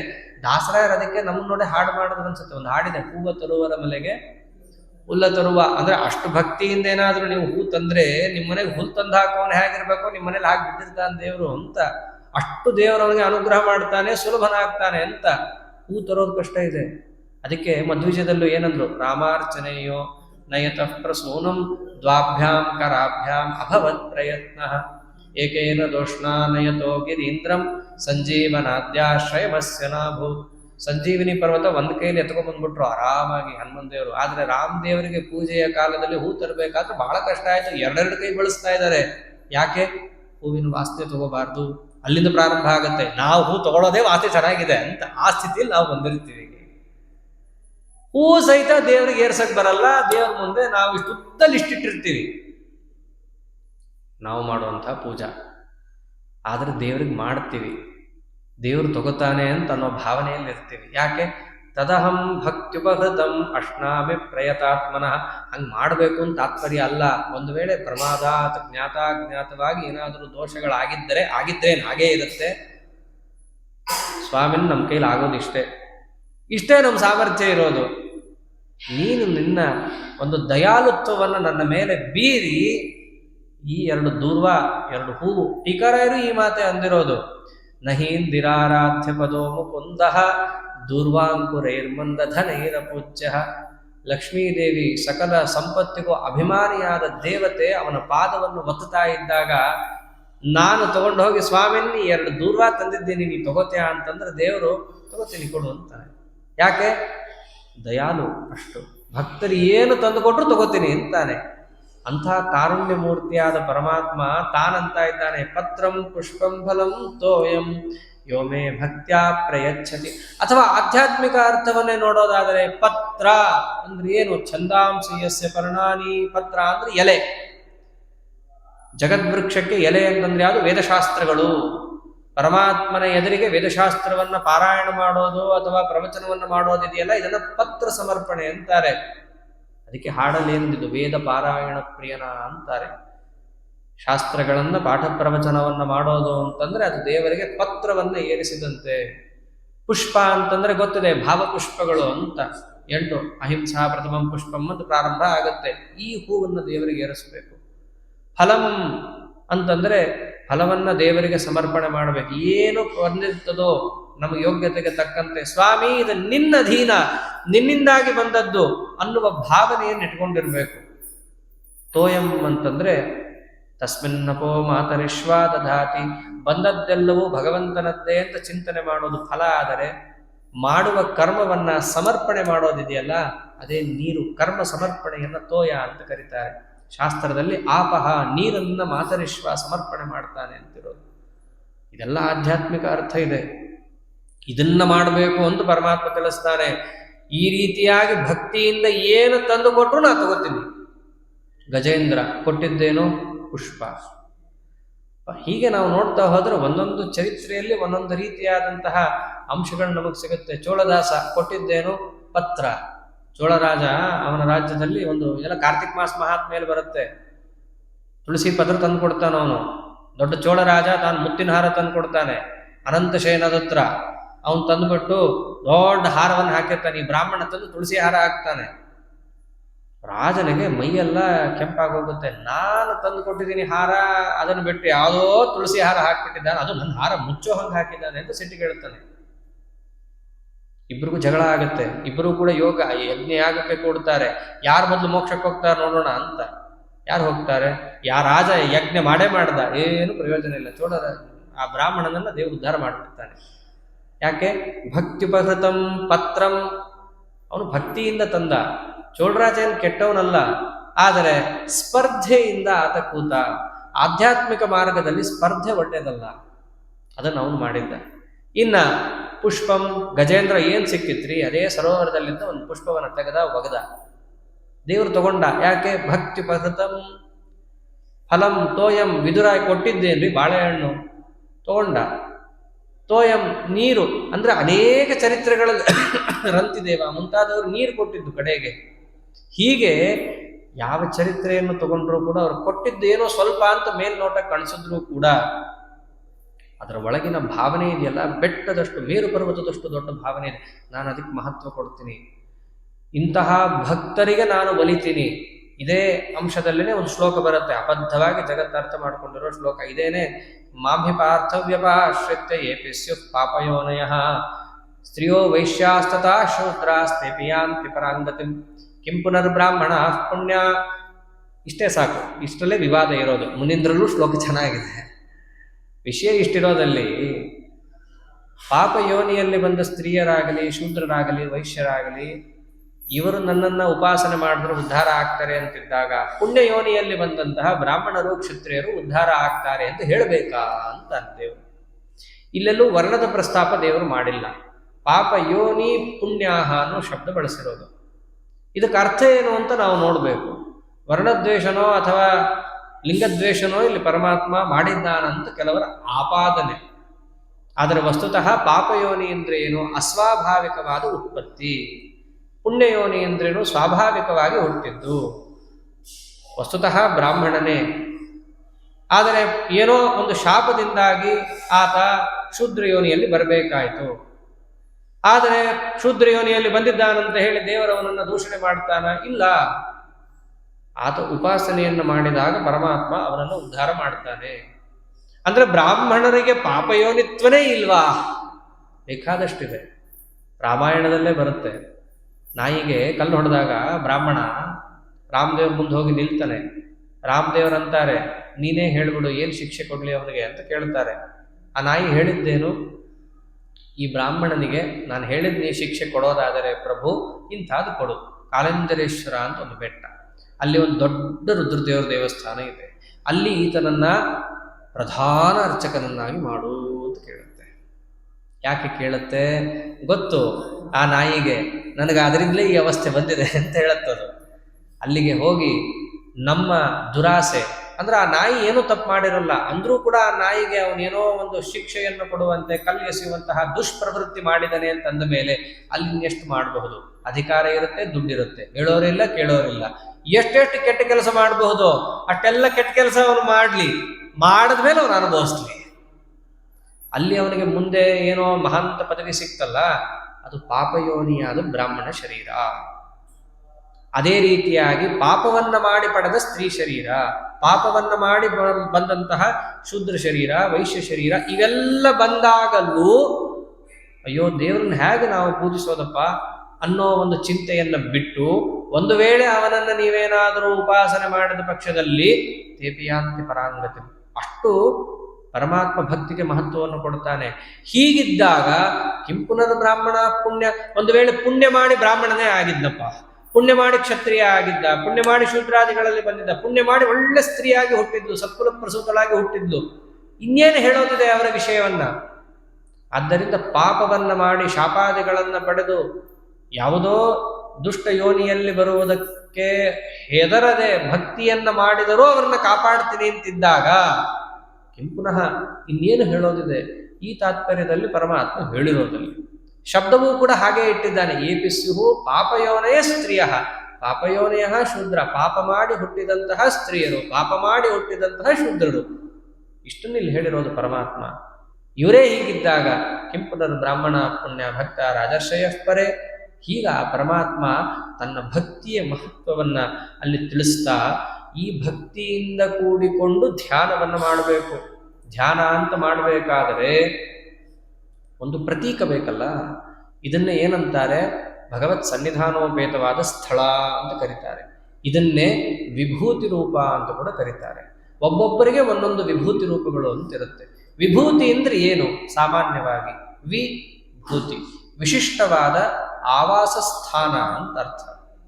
ಇದು ಅನೇಕ ಸ್ಥಳಗಳಿಂದಾಗಿ ವಿಭಿನ್ನವಾಗುತ್ತೆ ಅಂತ ಪರಮಾತ್ಮ ಹೇಳಿದಾಗ, ನಿನ್ನ ವಿಭೂತಿ ರೂಪ ತಿಳಿಸು ಅಂತ ಅರ್ಜುನ ಗಂಟು ಬೀಳ್ತಾನೆ. ಎಲ್ಲ ಹೇಳ್ಬಿಡು ಅಂತ ಹೇಳಿದಾಗ ಎಲ್ಲ ಹೇಳಕ್ಕಾಗಲ್ಲ, ಅನಂತ ಇದೆ. ಕೆಲವುದನ್ನು ಮಾತ್ರ ನಿನ್ನ ಒಂದು ಪರಿಜ್ಞಾನಕ್ಕೆ ಬರಲಿ ಅಂತ ತಿಳಿಸ್ತೀನಿ ಅಂತ ತಿಳಿಸಿ ಆ ವಿಭೂತಿ ರೂಪದ ಒಂದು ಲಕ್ಷಣವನ್ನು ಹೇಳ್ತಾನೆ. ವಿಭೂತಿ ಅಂದ್ರೆ ಏನು? ಇಷ್ಟೇ. ಯದ್ಯದ್ ವಿಭೂತಿ ಮತ್ಸತ್ವಂ ಶ್ರೀಮದೂರ್ಜಿತಮೇವ ತಂ ತಮೇವಾದಿಗಚ್ಚತ್ವಂ ಮಮ ತೇಜೋಂಶ ಸಂಭವಂ. ಎಲ್ಲಿ ಸಾತ್ವಿಕ ಮಾರ್ಗದಲ್ಲಿ ಅನೇಕ ಜನರ ಮಧ್ಯದಲ್ಲಿ ಒಬ್ಬ ಅತ್ಯಂತ ಹೆಚ್ಚು ಪ್ರಭಾವಶಾಲಿಯಾಗಿ ಉತ್ಕೃಷ್ಟನಾಗಿ ತೇಜೋವಂತನಾಗಿ ಮೆರಿತಿದ್ದ ಅಂತಂದರೆ, ಇದೆಲ್ಲ ಸಾತ್ವಿಕ ಮಾರ್ಗದಲ್ಲಿ ಅನ್ನೋದು ಅಂಡರ್ಲೈನ್ ಮಾಡಿ ಇಟ್ಕೋಬೇಕು. ಆ ಮೆರೆತ ಯಾರಿಂದಾಗಿ? ನನ್ನಿಂದಾಗಿ. ನನ್ನ ವಿಭೂತಿ ರೂಪ ಅವನಲ್ಲಿರೋದ್ರಿಂದಾಗಿ ಅದು ನಡೀತಾ ಇದೆ ಅಷ್ಟೇ. ಯದ್ಯದ್ ವಿಭೂತಿ ಮತ್ಸತ್ವಂ. ಎಲ್ಲಾದರೂ ಐಶ್ವರ್ಯ ಸಾತ್ವಿಕವಾದದ್ದು ಕಂಡಲ್ಲಿ ಅದು ಯಾರಿಂದ ಬಂದದ್ದು? ನನ್ನಿಂದ ಬಂದದ್ದು. ಅಶ್ವತ್ಥ ವೃಕ್ಷ ಯಾಕೆ ಹೆಚ್ಚು? ನನ್ನ ಸನ್ನಿಧಾನ ಇರೋದಕ್ಕೆ ಹೆಚ್ಚು. ಪ್ರಣವ ಯಾಕೆ ಹೆಚ್ಚು? ನನ್ನ ಸನ್ನಿಧಾನ ಇರೋದಕ್ಕೆ ಹೆಚ್ಚು. ಹೀಗೆ ಆ ವಿಭೂತಿ ರೂಪವನ್ನ ತಿಳಿಸಿ ಅರ್ಜುನ, ನಾನು ಇದರಲ್ಲೇ ಏನಾದರೂ ಉಪಾಸನೆ ಮಾಡ್ಬೇಕಾ ಅಂತ ಅವನು ಯೋಚನೆ ಮಾಡಿದ್ರೆ ದೇವರು ಅಂದ್ಬಿಡ್ತಾನೆ, ವಿಷ್ಣವ್ಯಾಹಮಹಂ ಕೃತ್ಸ್ನಂ ಏಕಾಂಶೇನ ಸ್ಥಿತಂ ಜಗತ್. ಇದೆಲ್ಲ ಅಲ್ಲ ಅರ್ಜುನ, ನೀನು ಉತ್ತಮಾಧಿಕಾರಿ. ನೀನು ಉಪಾಸನೆ ಮಾಡಬೇಕಾಗಿರೋ ರೂಪ ಬೇರೆನೇ ಇದೆ. ಯಾವುದು? ಒಂದು ರೂಪ ಇದೆ. ಯಾವ ಒಂದೇ ಒಂದು ರೂಪದಿಂದ ಇಡೀ ಜಗತ್ತನ್ನು ನಾನು ವ್ಯಾಪಿಸಿದ್ದೇನೋ ಆ ರೂಪವನ್ನು ನೀನು ಉಪಾಸನೆಯನ್ನು ಮಾಡಬೇಕು. ಓ ಹೌದಾ, ಆ ರೂಪ ಉಪಾಸನೆ ಮಾಡಬಹುದಾ ನಾನು? ಹಾಗಿದ್ರೆ ಆ ರೂಪದ ಉಪಾಸನೆಯನ್ನು ಮಾಡಬೇಕು ಅಂತಂದ್ರೆ ನಮಗೆ ಭಕ್ತಿ ಹೆಚ್ಚಾಗಬೇಕು. ಆ ರೂಪವನ್ನ ನಾ ಕಣ್ಣಾರೆ ಕಾಣಬೇಕು. ನನ್ನ ಯೋಗ್ಯತೆ ಇದ್ದರೆ. ಎಷ್ಟು ವಿನೀತನಾಗಿ ಕೇಳ್ತಾನೆ. ಫ್ರೆಂಡ್, ಸಾರಥಿ ತೋರ್ಸೋ, ನೋಡೇ ಬಿಡೋಣಂತೆ ಏನಿದೆ ನಿಂದು ವಿಭೂತಿ ರೂಪ ಅಂತ ಕೇಳಲಿಲ್ಲ. ಬಹಳ ವಿನೀತನಾಗಿ, ಸ್ವಾಮಿನ್ನ ನಾನು ಅದನ್ನು ನೋಡುವಂತಹ ಯೋಗ್ಯ ವ್ಯಕ್ತಿ ಆಗಿದ್ದಲ್ಲಿ, ನನಗೆ ಆ ಸಾಮರ್ಥ್ಯ ಇದ್ದಲ್ಲಿ, ನಿನ್ನ ಒಂದು ವಿಶಿಷ್ಟವಾದ ಪ್ರಸಾದ ನನ್ನ ಮೇಲೆ ಇದ್ದ ಪಕ್ಷದಲ್ಲಿ ನೀನು ಅದನ್ನು ನನಗೆ ತೋರಿಸ್ತೀಯಾ ಅಂತ ಕೇಳ್ತಾನೆ. ಇವನು ಅಂತ ಭಕ್ತವತ್ಸಲನೆ. ಆದರೆ ಅರ್ಜುನ, ನಾ ತೋರಿಸ್ತೀನಿ, ಆದರೆ ಈ ಕಣ್ಣಿಂದ ನೀನು ನೋಡೋಕ್ಕಾಗಲ್ಲ. ದಿವ್ಯಂ ದದಾಮಿತೆ ಚಕ್ಷು, ನಿನಗೊಂದು ದಿವ್ಯ ದೃಷ್ಟಿಯನ್ನು ಕೊಡ್ತೀನಿ, ಅದನ್ನು ಆ ದೃಷ್ಟಿಯನ್ನಿಟ್ಟುಕೊಂಡು ನೀನು ನೋಡು ಅಂತಂತ. ಆಮೇಲೆ ಆ ಪರಮಾತ್ಮನ ರೂಪವನ್ನು ನೋಡಿದ್ರೆ ಆ ದಿವ್ಯ ದೃಷ್ಟಿ ಇಲ್ಲದೆ ಇದ್ದಾಗ ಅವ್ರಿಗೆ ಆ ಬಾರ್ಕೋಲ್ ಇಟ್ಕೊಂಡು ಕುದುರೆಯನ್ನ ಪಟಪಟ ಹೊಡ್ಕೊಂಡು ಏನು ಆರಾಮಾಗಿ ಎದುರುಗಡೆ ಮಂದಸ್ಮಿತ ವದನನಾಗಿದ್ದ ಪರಮಾತ್ಮ ಆ ದಿವ್ಯ ದೃಷ್ಟಿ ಹಾಕೊಂಡು ಆ ಪರಮಾತ್ಮನ ರೂಪವನ್ನು ನೋಡ್ತಾನೆ. ಉಗ್ರವಾದ ರೂಪ ಅದು, ಇಡೀ ಜಗತ್ತನ್ನು ವ್ಯಾಪಿಸಿದೆ. ಅನೇಕ ಬಾಹೂದರ ವಕ್ರ ನೇತ್ರಂ. ಏನು ಎಲ್ಲಿ ನೋಡಿದ್ರು ಅಲ್ಲಿ ಕೈ, ಎಲ್ಲಿ ನೋಡಿದ್ರು ಕಾಲು, ಎಲ್ಲಿ ನೋಡಿದ್ರು ಕಣ್ಣು, ಎಲ್ಲಿ ನೋಡಿದ್ರು ತಲೆ. ಆ ತಲೆ ಮೇಲೊಂದು ಕಿರೀಟ ಬೇರೆ, ಕೈಯಲ್ಲೆಲ್ಲ ಆಯುಧಗಳನ್ನು ಇಟ್ಕೊಂಡಿದ್ದಾನೆ, ಉಗ್ರವಾಗಿದ್ದಾನೆ, ಕಣ್ಣು ತೆಗೆದು ಬಿಟ್ಟಿದ್ದಾನೆ, ಕೆಂಪು ಕಾಣಿಸ್ತಾ ಇದ್ದಾನೆ. ಆ ಎಲ್ಲಾ ತನ್ನ ಶರೀರದ ತೇಜಸ್ಸು ಸುಡ್ತಾ ಇದೆ ಇವನ ಮೈಯನ್ನ. ಗಾಬರಿ ಆಗೋಗಿದೆ ಅರ್ಜುನನಿಗೆ. ಎಷ್ಟು ಬೆಳಕು ಅಂತಂದ್ರೆ ಅವನೇ ಅಂತಾನೆ, ದಿವಿ ಸೂರ್ಯ ಸಹಸ್ರಸ್ಯ ಭವೇ ದ್ವಿಗಪದುತ್ಥಿತ ಯದಿ ಭಾ ಸದೃಶೀ ಸಾ ಸ್ಯಾದ್ ಭಾಸಸ್ತಸ್ಯ ಮಹಾತ್ಮನಃ. ಒಂದೇ ಬಾರಿ ಒಂದು ವೇಳೆ 1000 ಸೂರ್ಯ ಉದಯಿಸಿದರೆ ಎಷ್ಟು ಪ್ರಕಾಶನೋ. ಇದು ದೃಷ್ಟಾಂತಕ್ಕಷ್ಟೇ ಅವನು ಹೇಳಿದ್ದು. ಅಷ್ಟು ಪ್ರಕಾಶ ಒಮ್ಮೆಲೆ ಕಣ್ಣು ಮುಂದೆ ಕೋರೈಸಿದ್ರೆ ಕಣ್ಣೇನಾಗಬೇಕ್ರಿ. ದೇವರು ದಿವ್ಯ ದೃಷ್ಟಿ ಕೊಟ್ಟಿದ್ದು ಒಳ್ಳೇದಾಯ್ತು, ಇಲ್ಲ ಕಣ್ಣೆ ಹೊರಟೋಗಿರೋದು. ಅದನ್ನು ನೋಡೇ ಭಕ್ತವತ್ಸಲ ಅಷ್ಟು ಕಣ್ಣನ್ನ ಕೊಟ್ಟ. ಭಕ್ತರ ಮೇಲೆ ವಾತ್ಸಲ್ಯದಿಂದ ಅದನ್ನು ಕೊಟ್ಟಿದ್ದಾನೆ. ಇದನ್ನ ನೋಡ್ತಾ ಇದ್ದಾನೆ, ಬೆವರ್ತಾ ಇದ್ದಾನೆ, ಹೆದರ್ತಾ ಇದ್ದಾನೆ, ಗದ ಗದ ಗದ ಗದ ಕೈ ನಡುಗುತ್ತಾ ಇದೆ, ಸ್ತೋತ್ರ ಮಾಡಕ್ ಬಾಯಿ ಬರ್ತಾ ಇಲ್ಲ. ಆ ವಿಶ್ವರೂಪವನ್ನು ನೋಡ್ತಾ ಇದ್ರೆ ಆ ವಿಶ್ವರೂಪದಲ್ಲಿ ಯಾರ್ಯಾರು ಬ್ರಹ್ಮದೇವರು, ರುದ್ರದೇವರು, ಸಿದ್ಧರು, ಸಂಗರು, ಸಾಧ್ಯರು ಪ್ರತಿಯೊಬ್ಬರು ನೋಡ್ತಾ ಇದ್ದಾರೆ. ಮಹರುದ್ರದೇವರಂತೂ ಆ ರೂಪವನ್ನು ನೋಡ್ತಾ ಹಾಗೆ ದಿಗ್ಭ್ರಾಂತರಾಗಿ ನಿಂತು ಬಿಟ್ಟಿದ್ದಾರೆ. ಉತ್ತಮವಾದ ವಸ್ತು ಸಿಕ್ಕಾಗ ನಮ್ಗೆ ಏನು ಗೊತ್ತಾಗಲ್ಲ, ನೋಡ್ತಾ ನಿಂತ್ಕೊಳ್ಳೋಣ ಅನ್ಸ್ಬಿಡುತ್ತೆ.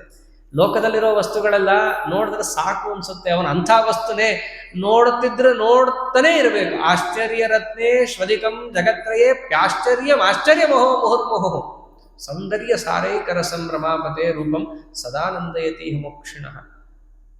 ಏನು ನೋಡಿದರೂ ಆಶ್ಚರ್ಯ ಪರಮಾಶ್ಚರ್ಯ ಅಂತ ಹೇಳಿ ಪ್ರತಿಯೊಬ್ಬರು ನೋಡ್ತಾ ಇದ್ದಾರೆ. ಹಂಗಂತ ಹೇಳಿ ಎಲ್ಲರೂ ಕೂಡ ಆರಾಮಾಗಿಲ್ಲ. ಆ ದೇವತೆಗಳು ಕೂಡ ದೇವರಿಗೆ ಎದುರಿಗೆ ತಲೆಬಾಗುತ್ತಾ ನಡುಗುತ್ತಾ ನಡುಗುತ್ತಾ ಭಯಂಕರವಾದ ಪರಮಾತ್ಮನ ರೂಪವನ್ನು ನೋಡ್ತಾ ಇದ್ರೆ ಏನು ಕಾಣಿಸ್ತಾ ಇದೆ ಇವನಿಗೆ? ಯಾರ್ಯಾರು ಆ ಪರಮಾತ್ಮನ ಬಾಯಿ ಒಳಗೆ ಹೋಗ್ತಾ ಇರೋದು? ಭೀಷ್ಮೋ ದ್ರೋಣಃ ಸೂತಪುತ್ರಸ್ತಥಾಸೌ ಸಹಸ್ಮದೀಯೈರಪಿ ಯೋಧ ಮುಖ್ಯೈ.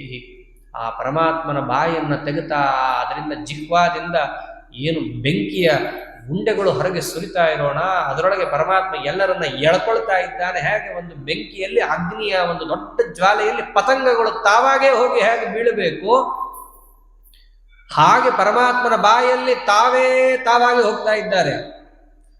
ಯಾವ ಭೀಷ್ಮಾಚಾರ್ಯನ ಕೊಲ್ತೀನಿ ಅಂತ ಇವನು ಹತ್ತಿದ್ನೋ, ದ್ರೋಣಾಚಾರ್ಯನ ಕೊಲ್ಲಬೇಕಾಗತ್ತೆ, ಹೆಂಗ ನಾ ಯುದ್ಧ ಮಾಡ್ಲಿ ಅಂತ ಅಳತಿದ್ನೋ, ಅದೆಲ್ಲ ನೋಡ್ತಾ ಇದ್ದಾನೆ. ಅಥವಾ ಯಾರನ್ನ ನಾ ಕೊಂದೇ ತೀರ್ಬೇಕು ಅಂತ ಇವನು ಅನ್ಕೊಂಡಿದ್ನೋ, ಅದೇ ರೀತಿಯಲ್ಲೇ ಇದೆ. ಭೀಷ್ಮೋ ದ್ರೋಣ ಸೂತಪುತ್ರಸ್ತಥಾಸೌ. ಅರ್ಜುನನ ಮನಸ್ಸಲ್ಲಿ ಅದೇ ಇತ್ತಲ್ಲ, ಕರ್ಣನ್ ಕೊಲ್ತೀನಿ ಅಂತಿತ್ತು ಅವನಿಗೆ. ಆದ್ರೆ ಭೀಷ್ಮರನ್ನ ಹೆಂಗ್ ಕೊಲ್ಲಿ ಅಂತಿತ್ತು. ದೇವರು ತೋರಿಸ್ದ, ಇವೆರಡೂ ನಿನ್ ಕೈಲಿ ಆಗೋವಂಥದ್ದಲ್ಲ. ನೀನು ಇವರನ್ನ ಕೊಲ್ಲಲ್ಲ ಅಂತಂದ್ರು ನಿನ್ ಕೈಲಿ ಕೊಲ್ಲಿಸ್ತೀನಿ. ನಾನು ಕೊಂದೇ ತೀರ್ತೀನಿ ಅನ್ಕೊಂಡ್ರು ನಿನಗೆ ಆ ಸ್ವತಂತ್ರವಾಗಿ ಕೊಲ್ಲೋ ಸಾಮರ್ಥ್ಯ ಇಲ್ಲ. ಎರಡನ್ನೂ ತೋರಿಸ್ತಾ ಇದ್ದಾನಲ್ಲಿ. ಗಾಬರಿ ಆಗ್ಬಿಟ್ಟಿದ್ದಾನೆ. ದೇವರಿಗೆ ಏನು ಕೇಳಬೇಕು ಗೊತ್ತಾಗ್ತಾ ಇಲ್ಲ, ಏನು ಹೇಳಬೇಕು ಗೊತ್ತಾಗ್ತಾ ಇಲ್ಲ. ಅವನು ಅಂದಿದ್ದಿಷ್ಟೇ, ಸ್ವಾಮಿ ನನಗೆ ಈ ರೂಪ ನೋಡಕ್ಕಾಗ್ತಾ ಇಲ್ಲ, ಭಯ ಆಗ್ತಾ ಇದೆ, ನಡಗತಾ ಇದೆ, ಏನೋ ಮನಸ್ಸಲ್ಲಿ ಒಂಚೂರು ರಾಮಕೃಷ್ಣ ಗೋವಿಂದ ಅಂತಂತ ಇದ್ದ, ಈಗ ಅದೂ ಮರೆತು ಹೋಗೋ ಸ್ಥಿತಿ ಬಂದಿದೆ, ಅಷ್ಟು ಭಯ ಆಗಿದೆ, ವಿಹ್ವಲನಾಗಿದ್ದೇನೆ. ಒಂದೇ ಒಂದು ಪ್ರಾರ್ಥನೆ ಇದೆ. ಏನು ಚೆನ್ನಾಗಿ ಪ್ರಾರ್ಥನೆ ಮಾಡ್ತಾನೆ. ಆ ರೂಪವನ್ನು ನೋಡ್ತಾ ದೇವರಲ್ಲಿ ಅವನು ಮೊದಲು ಮಾಡೋದೇನಂದ್ರೆ ಕ್ಷಮೆ ಬೇಡ್ತಾ ಬರ್ತಾನೆ. ಕ್ರಮೇಣ ಹೆಚ್ಚಾಪಹಾಸಾರ್ಥಮ ಸತ್ಕೃತೋಸಿ ವಿಹಾರ ಶಯ್ಯಾಸನ ಭೋಜನೇಶು. ಎಷ್ಟು ತಪ್ಪು ಮಾಡಿದ್ದೇನೆ ಸ್ವಾಮಿ, ಇಂಥ ದೊಡ್ಡವನಾದ ನಿನಗೆ ಸ್ನೇಹಿತ ಅನ್ಕೊಂಡು ನಿನ್ನ ಹೆಗಲ ಮೇಲೆ ಕೈ ಹಾಕೋತಾ ಇದ್ದೆ, ನಿನ್ ಜೊತೆನೆ ಕುತ್ಕೊಂಡು ಸಮಾನಾಸನದಲ್ಲಿ ಕೊಡ್ತಾ ಇದ್ದೆ, ನೀ ತಿನ್ಬೇಕಾದ್ರೆ ನಾನು ಕೈಯಲ್ಲಿ ತೊಗೊಂಡು ತಿಂತಾ ಇದ್ದೆ.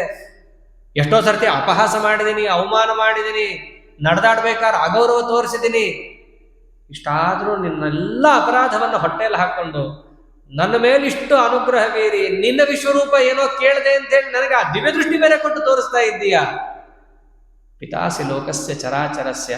ಸಾಮಾನ್ಯವಾಗಿ ನಮ್ಮ ತಂದೆ ತಾಯಿಗೆ ನಾವು ನಮಸ್ಕಾರ ಮಾಡ್ತೀವಿ, ದೊಡ್ಡವರು ಅಂತ. ಈ ಜನ್ಮಕ್ಕೆ ತಂದೆ ತಾಯಿಗಳಿಗೆ ಅಷ್ಟು ಗೌರವ ಇದ್ದಾಗ, ಅಖಿಲಾಂಡ ಕೋಟಿ ಬ್ರಹ್ಮಾಂಡಕ್ಕೆ ಯೋನಃ ಪಿತಾ ಜನಿತ ಯೋಗಿಧಾತ ಧಾಮಾನಿ ವೇದ ಭುವನಾನಿ ವಿಶ್ವ. ನೀನು ತಂದೆ ತಾಯಿ ಆಗಿದ್ದೀಯಾ, ನಿನ್ನಂಥವನಿಗೆ ನಾವು ಏನು ಮಾತಾಡ್ತೀವಿ ಏಕವಚನದಲ್ಲಿ, ಅರ್ಧವಚನದಲ್ಲಿ. ಏನ್ರಿ ದೇವರಿಗೆ ಮಾಡಬಾರ್ದಾಗಿತ್ತು. ಯಾರಿಗೇನಾದ್ರೂ ಆದರೆ ಮೊದಲು ಬಯಸ್ಕೊಳ್ಳೋದು ದೇವರು, ನಮ್ಮೆಲ್ಲರ ಕೈಯಲ್ಲೂ ಕೂಡ. ಅಂದ್ರೇನು, ನಮಗೆ ಆಸ್ ಇಫ್ ಗೊತ್ತು ಅವ್ರಿಗೇನು ಆಗ್ಬೇಕಾಗಿತ್ತು ಅಂತ, ದೇವ್ರಿಗೆ ಗೊತ್ತಿರ್ಲಿಲ್ಲ, ನಾವು ದೇವ್ರಿಗೆ ಹೇಳೋದು ಹಿಂಗ ಆಗಬಾರ್ದಾಗಿತ್ತು ಅವ್ರಿಗೆ, ದೇವ್ರು ಹಿಂಗೆ ಮಾಡಬಾರ್ದಾಗಿತ್ತು ಅವ್ರಿಗೆ.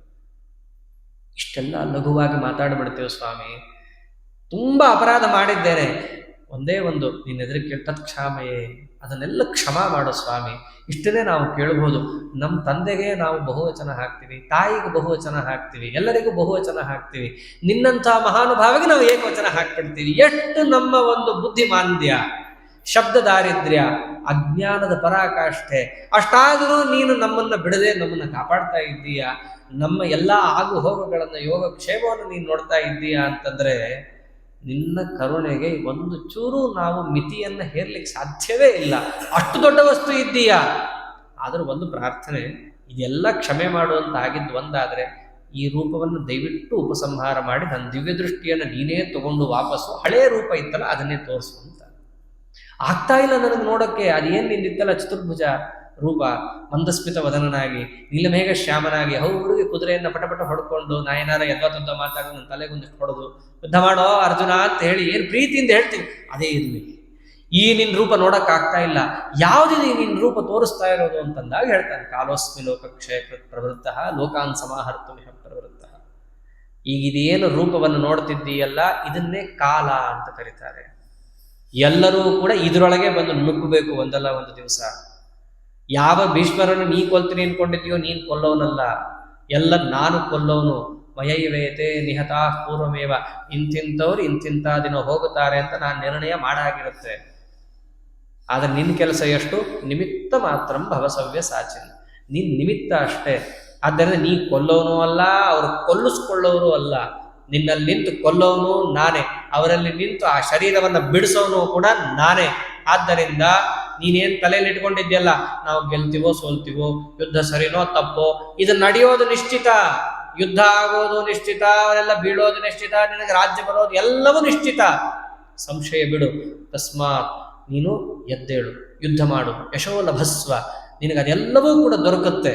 ಅರ್ಜುನಂದು ಅದೇ ಇತ್ತಲ್ಲ ಸಂಶಯ, ನಾವು ಗೆಲ್ತೀವೋ ಸೋಲ್ತೀವೋ, ಸರಿನೋ ತಪ್ಪೋ, ಅದೆಲ್ಲ ಬಿಡು.